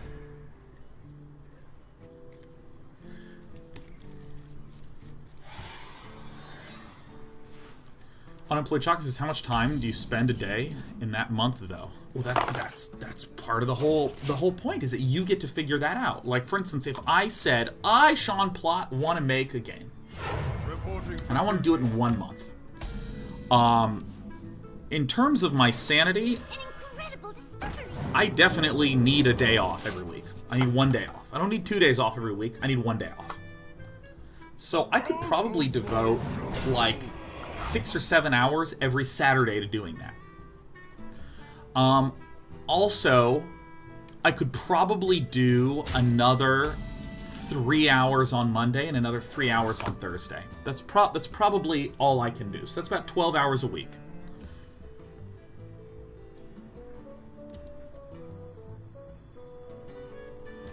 So glad I had this. And so what I might do is I might say, okay, well, if I have 12 hours a week, I basically have 50 hours to make a game. Which is kind of like 5 10-hour days. Okay, so if I could do...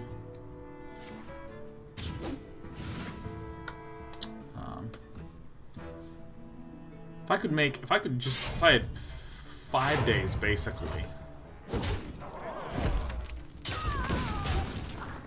I'd probably try to scope something inside of that. So it would be like week 1, I just try to get all the code in. Week 2, I try to get all the actual... I try to make the game. And then week 3 and 4 is polishing and improving it. That's probably what I would try to do and figure that shit out. Oh, sup, True Triage. Good to see you here, man. I played Dota with Triage. At least I would say I did. Last 2 weeks I haven't played very much Dota outside of Wednesday stream. Obsolete Pixel says, I've been watching a ton of extra credits as well as podcasts and such, as well as GDC talks. I mean, it's a slightly cynical thing to say, but like, it's kind of all bullshit. Like, you really just gotta make shit. You gotta make stuff.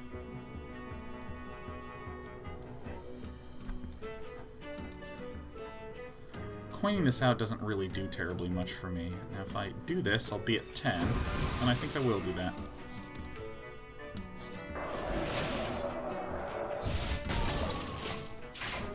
Just make stuff and you'll develop your own understanding. And if you look at those talks, they can be supplementary to your design. And I think that those talks are fantastic. And hell, I watch a lot of them. They're excellent in terms of the I wish to learn this thing, or I have a clear question in my head, let me look at some videos to try to get some insight on my own problems. I think it's fantastic. That's great. But don't by any means think that you need to learn about design before you make a thing with design.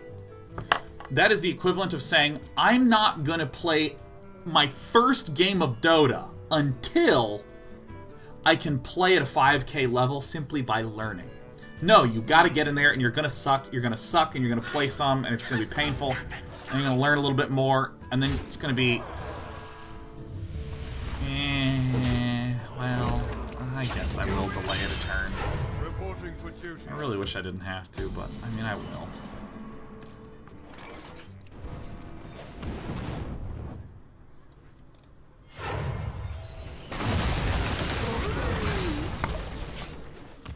I'd rather have not, but I did.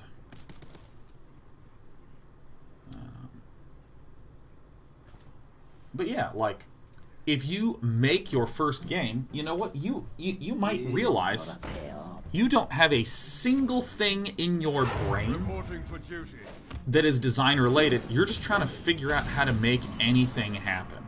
And that's okay. We basically won. Once Frostless Jaina comes down next turn, we're in unbelievable shape. Because, I mean, this is just a fucking monster hand. And he only has Smuggler's Run, so... Captain Skag says, any good methods of coming up with those initial 1-month ideas? Reporting for duty. 6 plus 5 is 11, and 11 is... yeah, that's fine. Do not fear power. I really want this up, man. This is like my absolute Jin card in this whole deck. Because, I mean, he can try to pop the block, but I'm just going to heal up to infinity. I was trying to compute how much damage Bone Marrow would do to me. Will you hit him in the bone marrow? Hey, Captain Skaggs, how do you come up with one of those ideas? That's the important thing, is that you might learn really fast. You might be an incredible artist, but you might really suck at programming. You might be an incredible programmer, you might really suck at art. You might really feel like you have no technical skills at all, and you're just trying for the first time.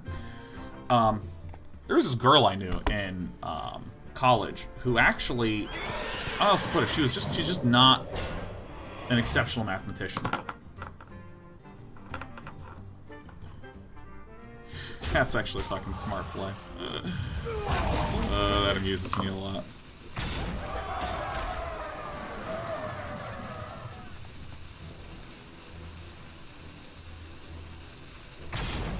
Are you sure you wanna do that?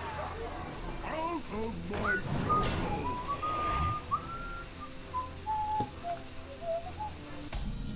Okay, so it's probably going to be the biggest target that we ever have.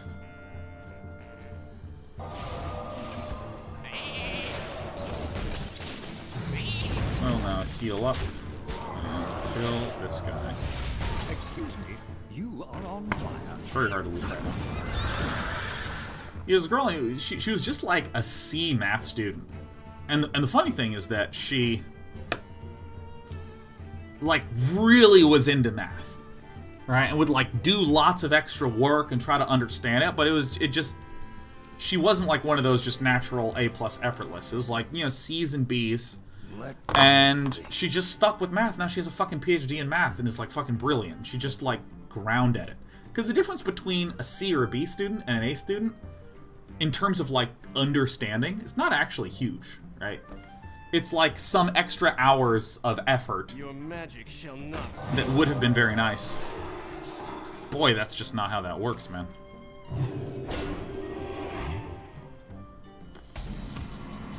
I think I want to actually save this.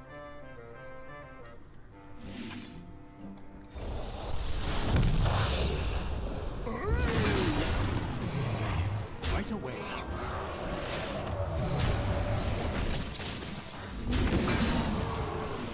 Glyph at the end.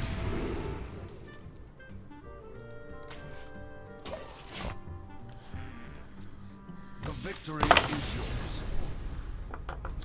I mean, I find her very inspiring, right? She just, like, decided was the thing she wanted to do, and she just, like, pursued her way there. Now, like, does anyone give a shit that she struggled? No. They go, geez, this PhD in math, she really knows what the fuck she's talking about. Did it maybe take her 10 extra hours on a thing? Sure. But she knows it in and out. You know what? A lot of those A students learned it and then forgot it. She actually remembers that shit. You asked for it.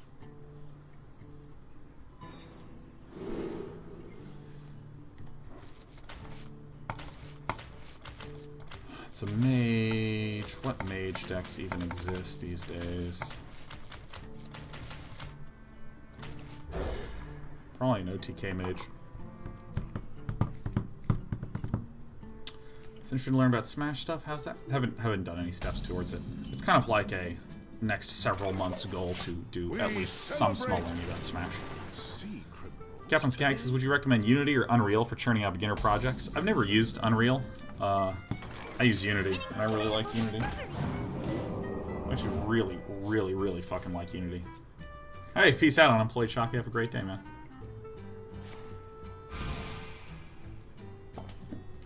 C# is pretty damn easy language syntactically. Has some obnoxiousnesses, like not being able to pass certain objects by reference, which really sucks. I found it first. Hearthstone's made in Unity. This game you're looking at right now is made in Unity. Let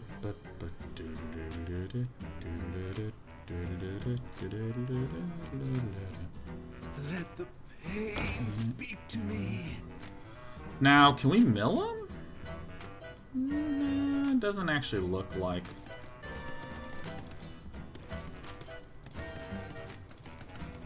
JavaScript's all you need in life? How dare you say that, Mandarake? How dare you? Observe and reflect.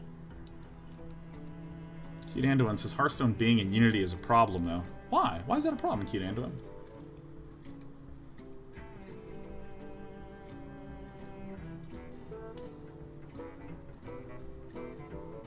Unity is piss poor to scalable projects. That sounds like a conclusion that you might make based upon evidence that I would love to hear about.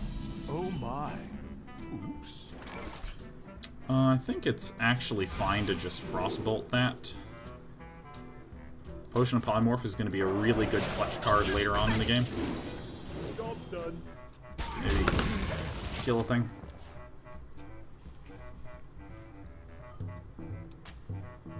Depends on what you mean by scalability. Scalable is such a broad term.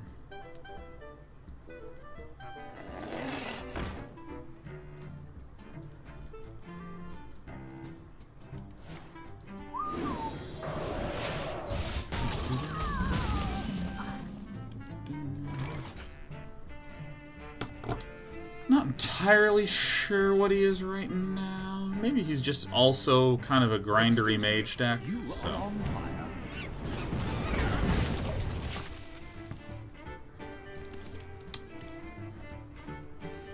Anyone says Unity is good for small scale projects. One of the reasons HS is almost 2 gigabytes is because they can't compress the audio. Well, here's what I mean. Unity is way better for large scale projects. I think you mean Unreal in that second one. Well, here's the thing: is that like what I'm hearing from you is conclusions that you're making, probably based on experiences or specific pieces of evidence that would lead you to that. And I don't want to hear the conclusion, I want to hear the pieces of evidence. Does this blow us up? I think the answer is no, because it's a reduced cost card. Yeah. I want to hear the pieces of evidence. So for instance, instead of saying something like, oh yeah, late game Zerg vs. Terran is super Terran favored. The matchup sucks for Zerg. They have no tools. Like, those are conclusions that I might make based upon things like Terran can easily get 4 bases, and Tank Vulture is very strong once it gets into very large numbers, and if there's enough mines and tanks down, Lings and Ultras kind of struggle, Defilers don't get to use much based upon Dark Swarm, so on and so on and so on and so on. QN says, okay, let me link some sources. Nah, just tell me. I'm not going to click on links, I'm doing a show, man. We're here to chat. I'm not going to open up links and read shit, man. Ugh, reading, gross.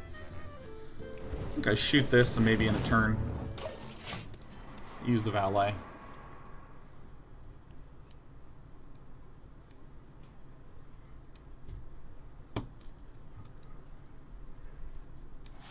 You know, for instance, what I mean is Unity doesn't scale well. There's a statement. But what does that actually mean?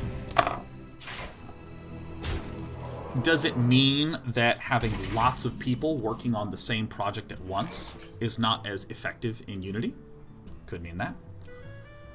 Do I want to meteor this right now? Yeah, I think I do.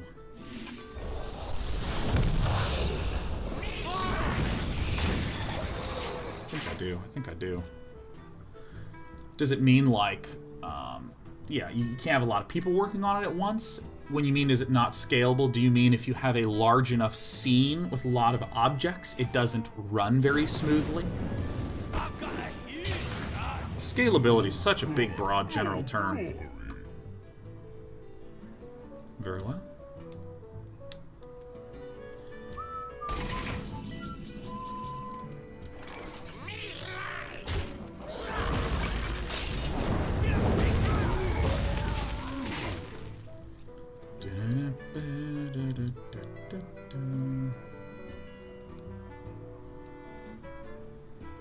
You notice the scalability on the size of project, but like in what regard? In what regard? Gotta get concrete. Gotta get specific with me, man. Excuse me, you are on fire. Am I actually just gonna get burst out? Is that how his deck works? Am I just misunderstanding how his deck functions? Could be that I am. Could be that I am. Well, let's just draw ourselves a Frost Lich Jainer. Excuse me, you are on. Let's go ahead and try to heal up. Setting Unity up to work with Git is a little tricky, but it's not very difficult.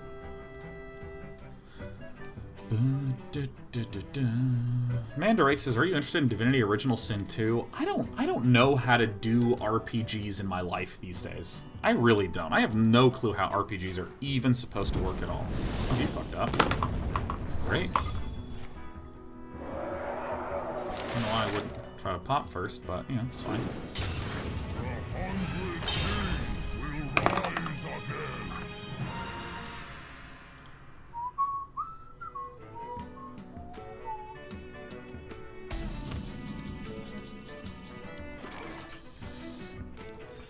Doink.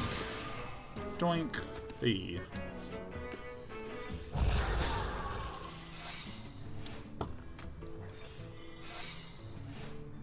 Right away.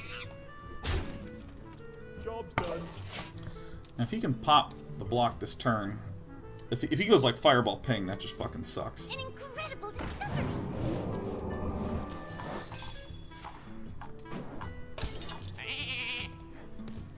Got him. Boom. Owned. Toasted. Cooked. Roasted.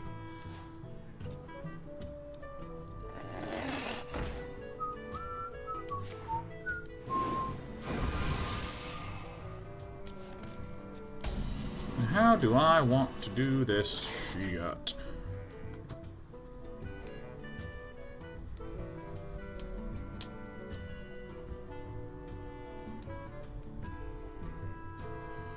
So we'll be at 12. 12 is 20.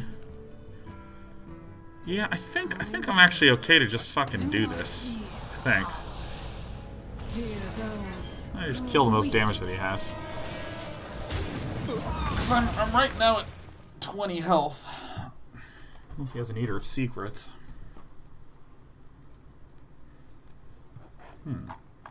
Yeah, I just don't know how to play RPGs in my life these days. Because I was watching Carnage play this morning when I woke up at 6 a.m. for 2 hours before falling asleep at 8. And it's just lovely. He, like, plays only Divinity Original Sin 2 all day for, like, 2 weeks. Hello.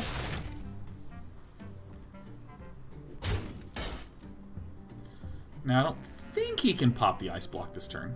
I don't think he can pop the ice block this turn. It's very good. Such could be very bad. It's probably good.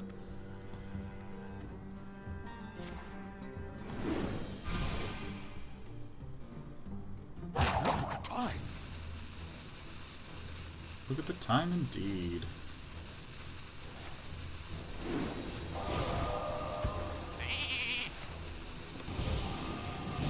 This is fine.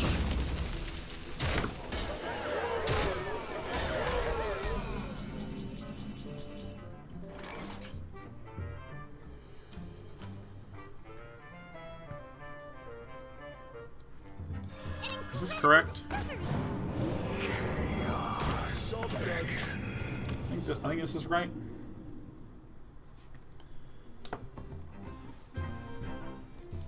I think this is the money move. This puts us into the winning spot. But yeah, when Carnage plays those games for like 2 weeks straight, it's like the only thing he's doing. He sinks into that shit. Let the pain speak to me. That's just wonderful. That is just wonderful news. I think he needs to draw into exactly Polymorph, and if he does that, then boy, does that suck a lot of ass for me. Ooh, does that just suck a big fat one, man.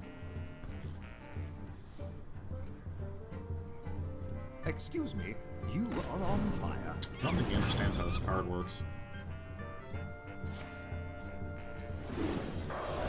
Well, it's a good attempt by him. Fine.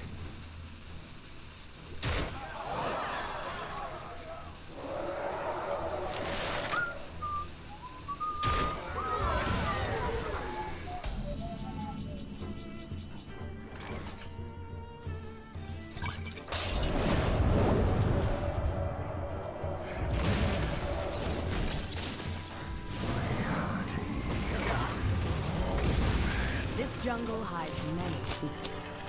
Pretty cool. Pretty fucking cool. Pretty damn cool, huh? Whew. I bring life. Tight.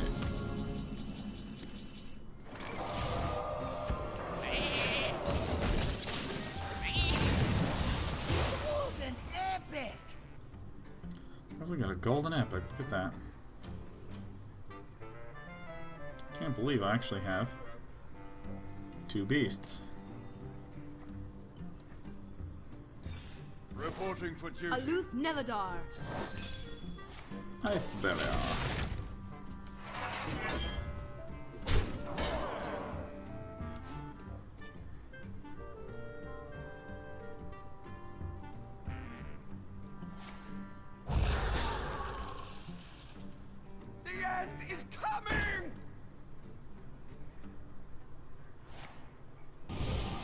Guys want to see something cool?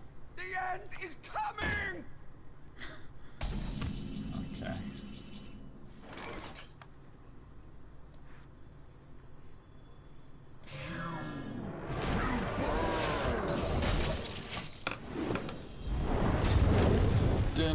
Hey, hey, hey, hey. Aloof Neladar!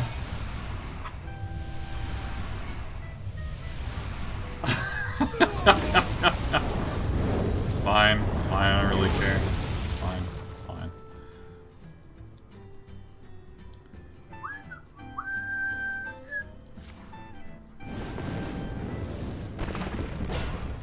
Balls.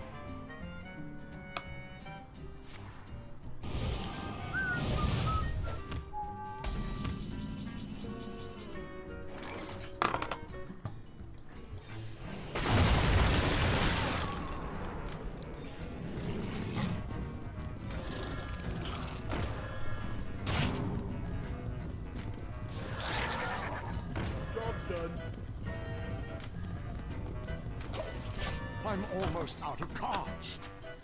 Woohoo! When StarCraft? 5 p.m. 5 p.m. as always. 5 p.m. 5 p.m. 5 p.m.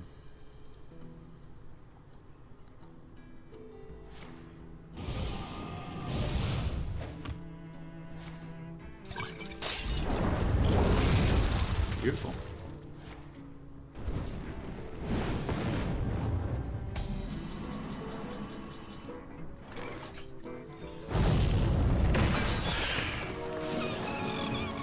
Actually, I should have kept it so I could ping it. I just don't think he can kill us. Unless he just literally has a fireball and 2 frost bolts, like, right in hand. Or 2 fireballs and a frost bolt. Which would be very hard because he's used a fireball.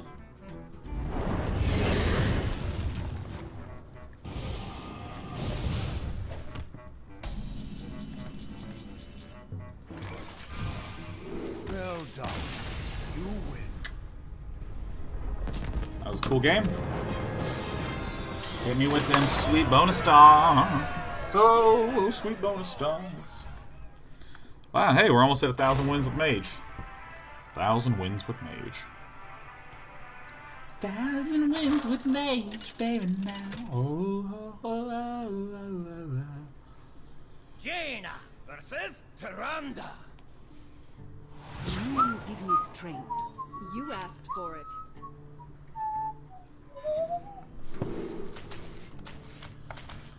Against a priest, which means I think we actually do keep Arcane Intellect, because we want to just have a thick hand fast. We want to get to what we need to do right now. Job's done.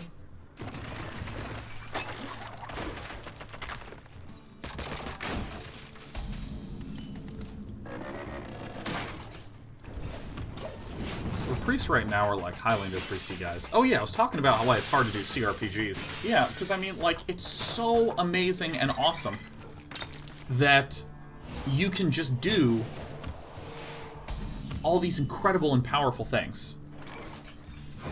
Fuck, I'm sorry, I keep forgetting what the fuck I'm talking about. It's incredible that you can do all these incredible power things in Unity, which is not what we're fucking talking about. We're actually talking about CRPGs.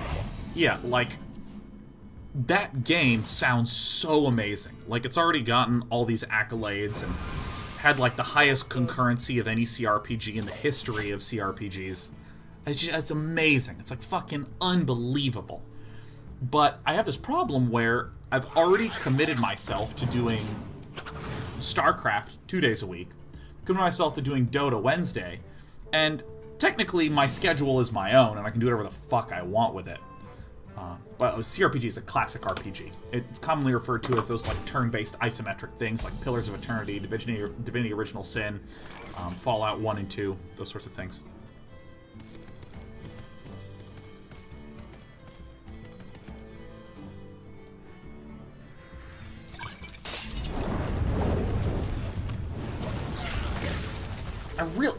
I can do whatever I want, but I really like StarCraft, and I really like Dota. And you know what? I really like Hearthstone. Hearthstone is a good switch up for me. I'm actually someone who kind of sucks at monotasking a lot of the time. I like to just sort of vary things up in my life and in my schedule. These are really not going to be that useful, so I'm just going to do this. I'll probably just ping it next turn, kill it. And so, like, when I look at something like Divinity Original Sin 2, I feel like CRPGs I've described as like, it's like going to spa day. You can't do spa day in 15 minutes, right? You gotta just lose yourself into that and do only Divinity Original Sin for a while. And I'm just not sure when the hell I would do that. This is a huge issue I'm having with just a lot of games, is that it's hard for me to figure out how to schedule them into my life because I'm really into Dota, StarCraft, and Hearthstone. Dota, StarCraft, Hearthstone is basically what I've been doing these days.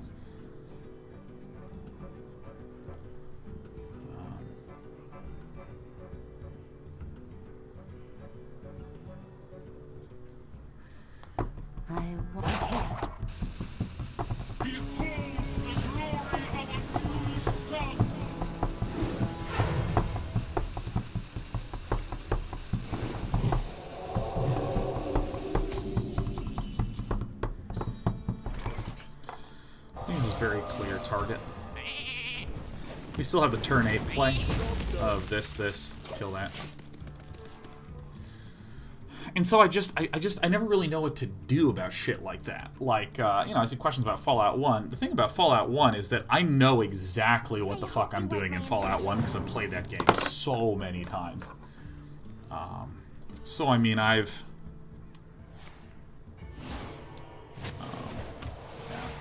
I don't fucking know, man. You know, like, I can beat that in 2 sittings. I think it took me maybe 3 days of playing Fallout 1, or 2 days of playing Fallout 1. It's only like a 20-hour game or so. Beautiful. Excuse me, you are on fire. I have to be very careful with Arcanologists. By the way, this is what I was talking about with going into fatigue too soon. I haven't even used any of my Arcanologists, and I'm already at like 3-4 cards ahead, closer to fatigue. So I almost feel like disloyal to the game. Because, like, you need to pay attention to those games. You're not actually doing it justice. Disloyal is a way too overdramatic term, but whatever. Draw deep, program break.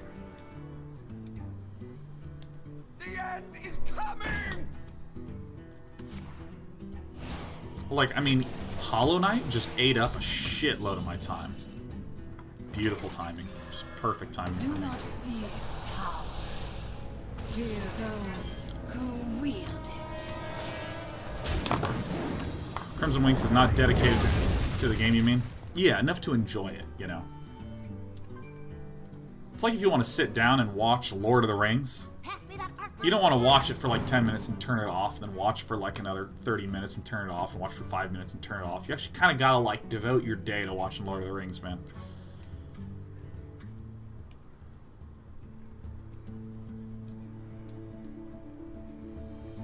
What are you digging for, program break? Let the pain speak to me. Oh yeah. Oh hell yeah. Oh that's... Oh hell the fuck yeah, dude. Where there's a mill, there's a way. Gonna make me say hooray. Thoughts is... How about doing a CRPG and mostly walking? Ooh. That wouldn't work. I mean, we only got 2 hours. If you ever watch that show, we don't fucking spend it efficiently.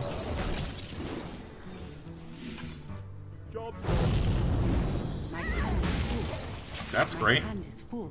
That's great. Yeah, I mean, because my whole problem is that I need like 80 hours to play the game. Well, let's be more reasonable and say 50 hours. I need like 50 hours to play it. Not all who wander are lost. Wow, he is fucking up. What the hell is he doing? He has no idea how his deck works. What is going on, man? Holy shit. By the way, for any of you who don't know this combo, if you get Anduin, if you play Raza, your hero power is 0. And then if you play the Death Knight Anduin that gets Void Form, it now costs 0. So you hit me for 0. Excuse me, you hit me for 2, which costs 0. You then play Prophet Valen, and you hit me again for 4, so that's 6 damage. You then play a Radiant Elemental, which resets, and you hit me again for another 4, so that's 10 damage. Then you can play Mind Blast, which itself deals 10 damage, and you can afford it because you have the Radiant Elemental out. So that's 10 damage, so now you're at 20 damage. And then you can do that one more time, so it's 24 burst damage just by having Radiant Elemental, Prophet Valen, and Mind Blast in the deck.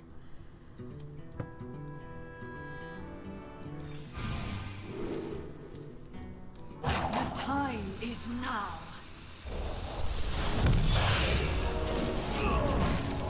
So really messed up.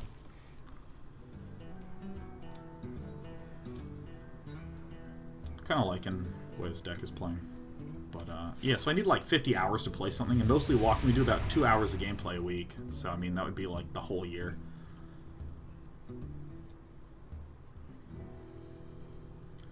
And so, I mean, basically my solution is like I just really can't do it. I mean, technically what I could do is just up my streaming hours, but that I just get too tired. I actually can't quite do that for that long period of time.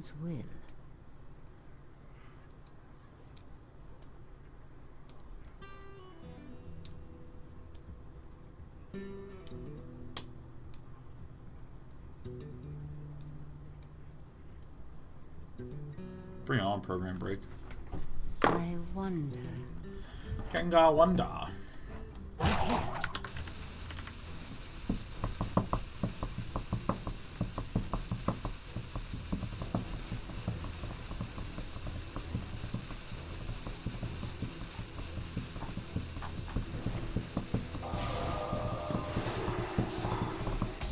Well, may as well turn him into a useful elemental.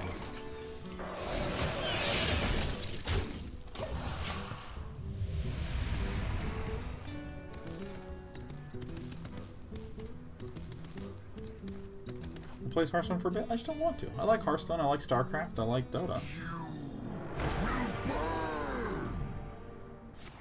Beautiful. Excellent. Cook me, baby.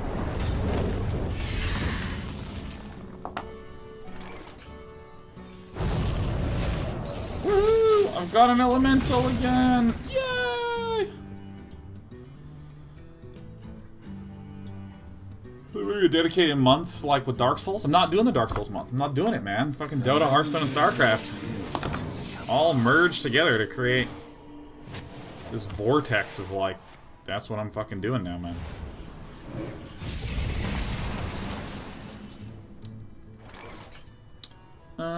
What do we do? What do we do? October 4th is Return to Lordran, though. Everyone will be playing Dark Souls 1. I might just pop into the middle of my game. Probably not gonna need to use these fucking things at all.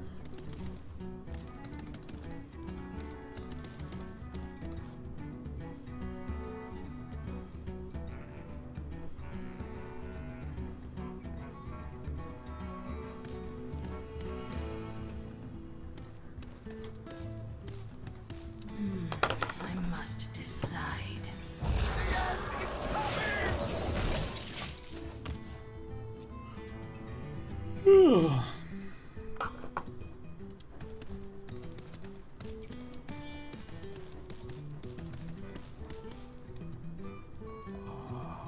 See, it's just this weird thing. It's just this weird thing where like there's too much shit that I want to do. Mind if I roll need? That's great.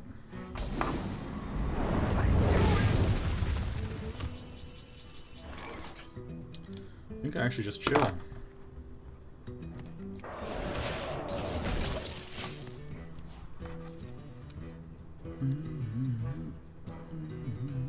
Koki says, how about something along the lines of having one crunch 1 weekend a month where you play one deeper game and not stream for a couple days to recuperate? Maybe? I don't know. Maybe.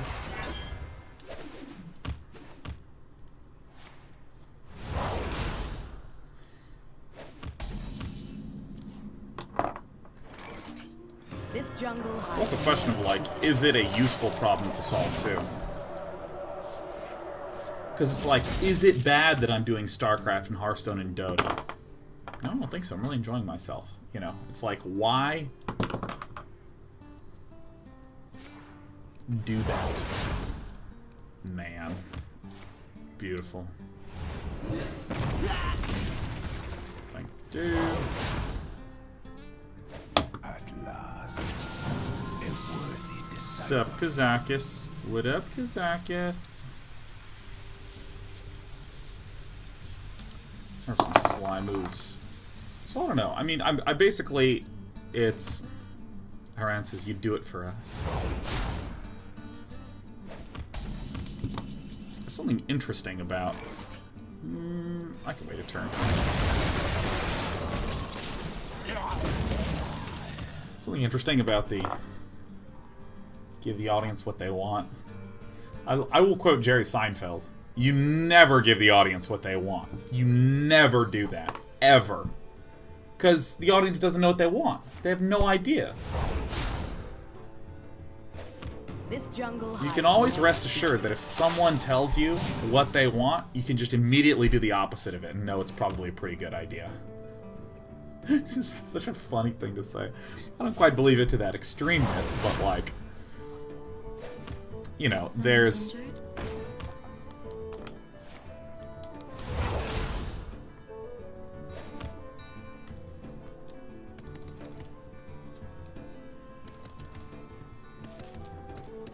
We hunger for vengeance.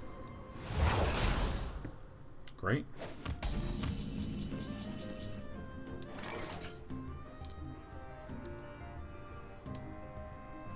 So I do...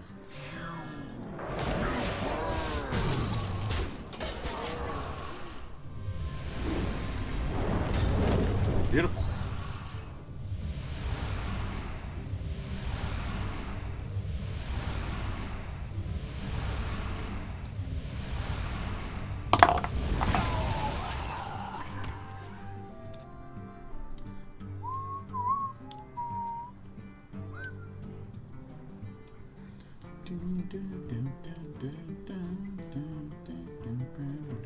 There's really interesting things that happen in that sort of vein. People are like, oh, you should do that. I loved that. That was so good. Finding Money's a great example. Like Fun Day Monday. Shadowy thoughts. Great show. Really proud of everything that happened with Fun Day Monday. Submission rate and viewership just dropped precipitously.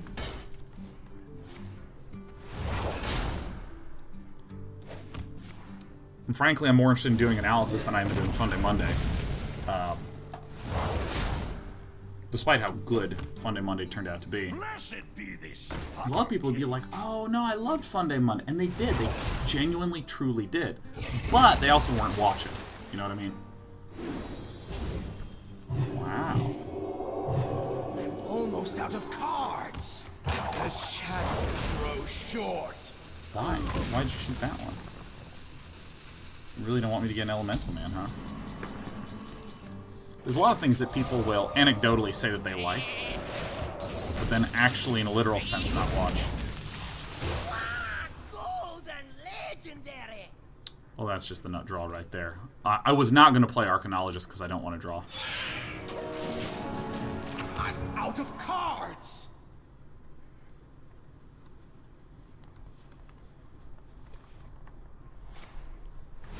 This was interesting. No! Oh my god, this cat is so fucking cute. Oh my god, you're adorable. I love you so much. Holy shit, look at this cat. Look at her, she's just like... Oh, never mind. Oh, you want to be pet by this arm. Okay. I get it. I get it.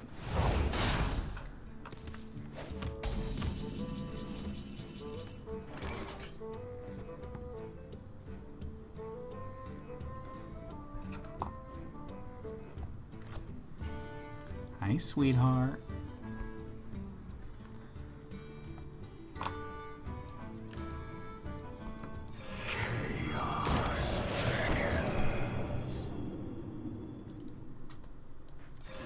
Oh, I fucked this up, but it doesn't really matter.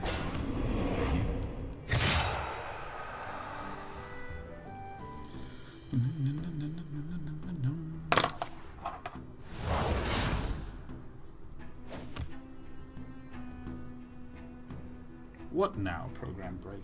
Hello. Our opponent messed up, Despy. Oh my god, Despy, you are such a little snuggly baby. This cat is amazing.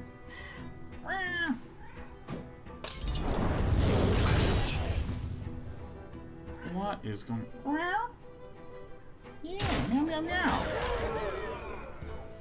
Yeah, shoot it, shoot it! Yeah! No one knows how this fucking card works! Woo! Healing for 8, feeling so great. Oh, I'm feeling amazing. Oh, baby, baby, baby. Now, what should I... Lightning strikes twice. Oh shit, it's an elemental. I didn't realize that.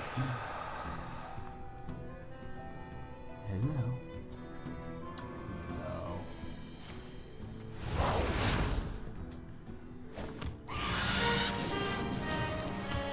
Oh, way! Oh. Oh my god, this cat wants to be pet so much. Great, now I can finally play these assholes. Da-na-na-na-na-na. Get at him more, dick. Divine Shield and a little Tonto Pronto. Oh. Sonic boom! Sonic boom! You are on fire. Yeah, no, hit me for 2 next turn. Oh, it's a good cat. What a good cat. Oh, you're just a little snuggler. Oh my god, there's so much happiness here in this cat. Look at this little cat. Like, literally, I move my hand away to try to show you the cat, and she runs to get snugged. I thought this was... Oh, that's right, it's Mana Bind. Okay. Oh, shit, he's actually going to hit me with the Horror. For some reason, I thought I'd played this already. That really sucks, and I think I might get fucked. -3, so it's gonna go -4, -5. Yeah. I think that might be it, unless we can draw the Ghastly Conjurer or the Primordial Glyph next turn. Who's texting me? Almost out of cards. Very well. You look very familiar. I think this is a good play. I think this is a pretty tight play. I think that might also be dead, but that's okay. It's just because I didn't play that Skulking Geist. I was talking and petting a cat, and that's okay. Hello. Hello. Oh my god. That's gonna be painful.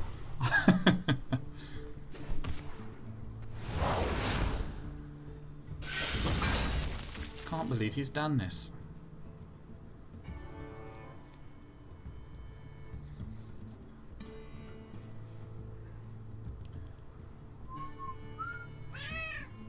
Oh, you're so happy. Is that really your decision?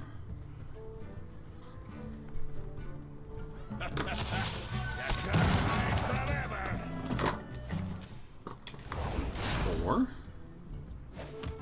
I'm out of cards. Shadows grow short. So let's see here. He's about to take, I think, 5 damage. I'm out of cards. I'm out of cards.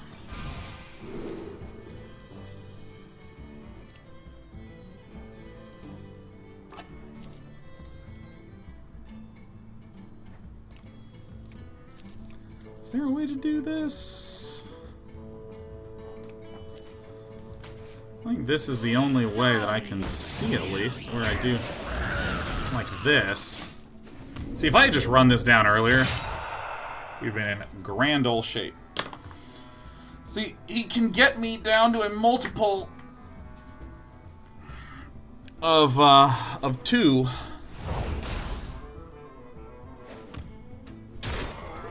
And then one of those has to stay alive.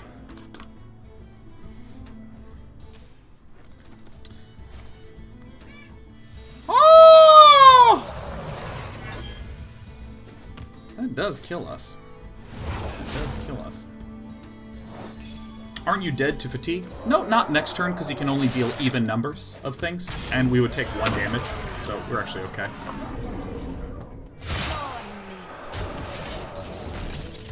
That's alright. We had the game won relatively easily, but at some point in there, I just forgot to play the Skulking Geist, so... No big deal. I'm feeling really good about the deck. I'm feeling very, very positive about the deck. I am going to get some water. I'm going to get some delicious coffee. I have to make a pot, so we're going to go ahead and do that. But I'm feeling a lot better about this deck. I mean, even though we lost that, which it kind of stinks, you know, it's totally just an error. No big deal. So, yeah, I'll be right back. It's going to be good. Let's just open up our little overlay control thing, and let's actually take a 5-minute break. 5 minutes sounds fantastic. Here we go.